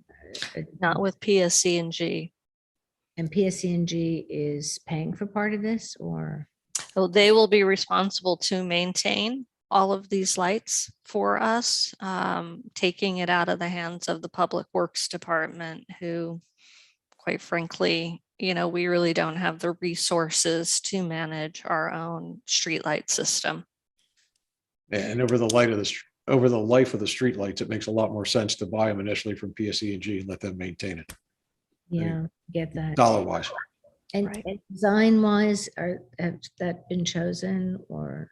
Yes, that was all part of the Witherspoon Phase 1 project. I think I'm sure there's a picture on the municipal webpage from various presentations we've given, but I can also share a copy of the latest picture. Okay, that's fine. All right, thank you. Okay. Thank you, Michelle, for keeping your eye on the big picture on this kind of thing. My question is a little more prosaic, kind of following up, Mark, and on what you said. So once we buy them and they get installed, then our only financial responsibility is if and when the poles and fixtures need to be replaced. Is that? We would pay for the power like we would for any Oh, street lights. right. No, but okay. But in terms of the poles themselves, and what's the life expectancy? Is in like a 15-year, 20-year? Any idea? I presume that the existing lights have been out there for at least 30 years. Okay. We did the same thing. I remember doing the same thing when I was on Borough Council for Prospect Street, and those lights are still there. So Okay. without Excellent. giving away anything, I'd say that's a long time. It seems like a very smart investment. So yeah. Okay. Thanks. Yeah. Thank you. Yeah. Any other questions or comments? All right. All in favor, please say aye. Aye. Okay. 22-78, resolution in support of the ability of municipalities to adopt regulations to protect public health, safety, and welfare from threats of flooding. Is there, Leighton? Thank you. David's got the second. Questions or comments? David? Yeah, I just want to comment how important this is. Specifically, it relates to state policy that has up until now exempted multifamily residential development from any enhanced stormwater regulations. And Princeton, of course, has adopted enhanced stormwater regulations since at least 2017 to try and plan for the future of climate change. And this is, I guess, the DCA has been looking at promulgating new rules that would continue and possibly even extend those exemptions. And this is urging at the state level, the governor, our state legislators to oppose that kind of rulemaking and to allow our enhanced regulations to apply to all projects that get built in Princeton. Thanks, David. Other questions or comments from council? All right. All in favor, please say aye. Aye. Okay, that's everybody. 22-79, resolution requesting the state of New Jersey to pursue regional solutions to flooding within the Millstone River Basin. Is there a motion? Thank you, Eve. David's got the second. And this is actually a mirror resolution to one recently passed by West Windsor Township, and there might be other. I know there's an effort to get a number of towns to pass a very similar resolution. Any questions or comments? David? just to say watersheds don't know municipal boundaries. So proper planning has to happen across the region. Yep. Okay. All right. All in favor, please say aye. Aye. Okay. 22-80, resolution amending resolution 22-50, award of contract to Precision Technology Solutions for parking equipment upgrades at the Spring Street Garage to increase the contract amount to $33,010. Is there, Leticia's got the motion, David's got the second. Questions, comments on the motion? All right, seeing none, all in favor, please say aye. Aye. Aye. Okay, that's everybody. 22-81, resolution amending 2021 professional service agreement with Dakotas, Fitzpatrick, Cole, and Giblin LLP, and increasing not to exceed contract amount by additional $27,000. Special Redevelopment Council to Princeton Planning Board. Is there a motion? Mia, thank you. Sir, Michelle's got the second.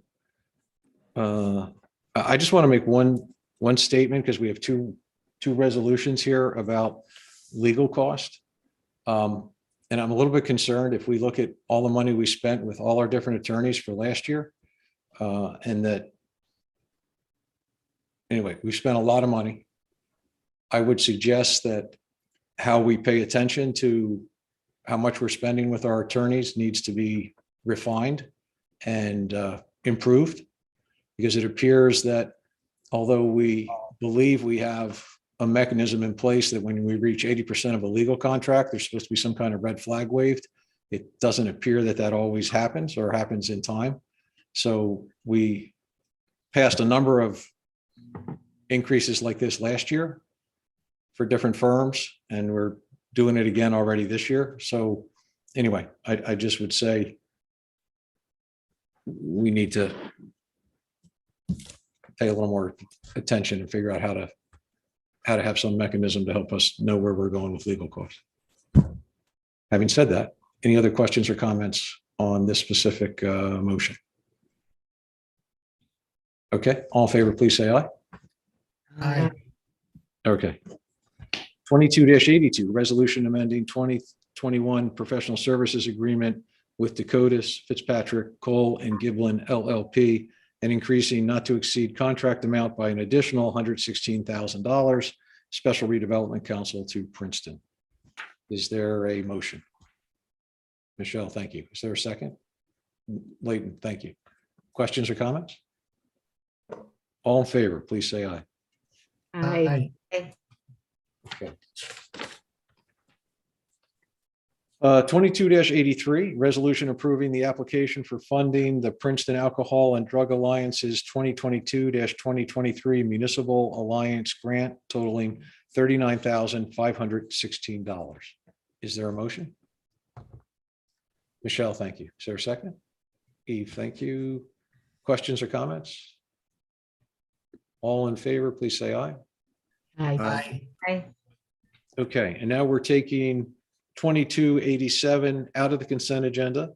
And 22-87 is a resolution declaring the month of February 2022 as Black History Month. Is there a motion? Leticia, thank you. Eve, second. And Eve, thank you for catching that was in the consent agenda instead of being. Yeah, it No? deserves a little more respect. Yep. That's all. Yeah. Yep. Thanks Thank you. for pulling it out. Yep, thank you. Okay, I'm sorry. Any questions or comments? Okay, all in favor, please say aye. Aye. Okay, was there any other items in the consent agenda that anybody wanted pulled out? Or is everybody content with? There's appointments, alcoholic beverage license, tax assessor items, shared services, etc. Banner, 2 banners, overpayment of tax. All right, if there's nothing else to come out, would someone move the consent agenda? Thank you, Leighton. Eve's got the second. All in favor, say aye. Aye. Aye. Okay. That is David. Move to adjourn. There you go. Is there a second? Michelle, thank you. All in favor, say aye. Aye. Aye. Have a good Okay, great. We're done.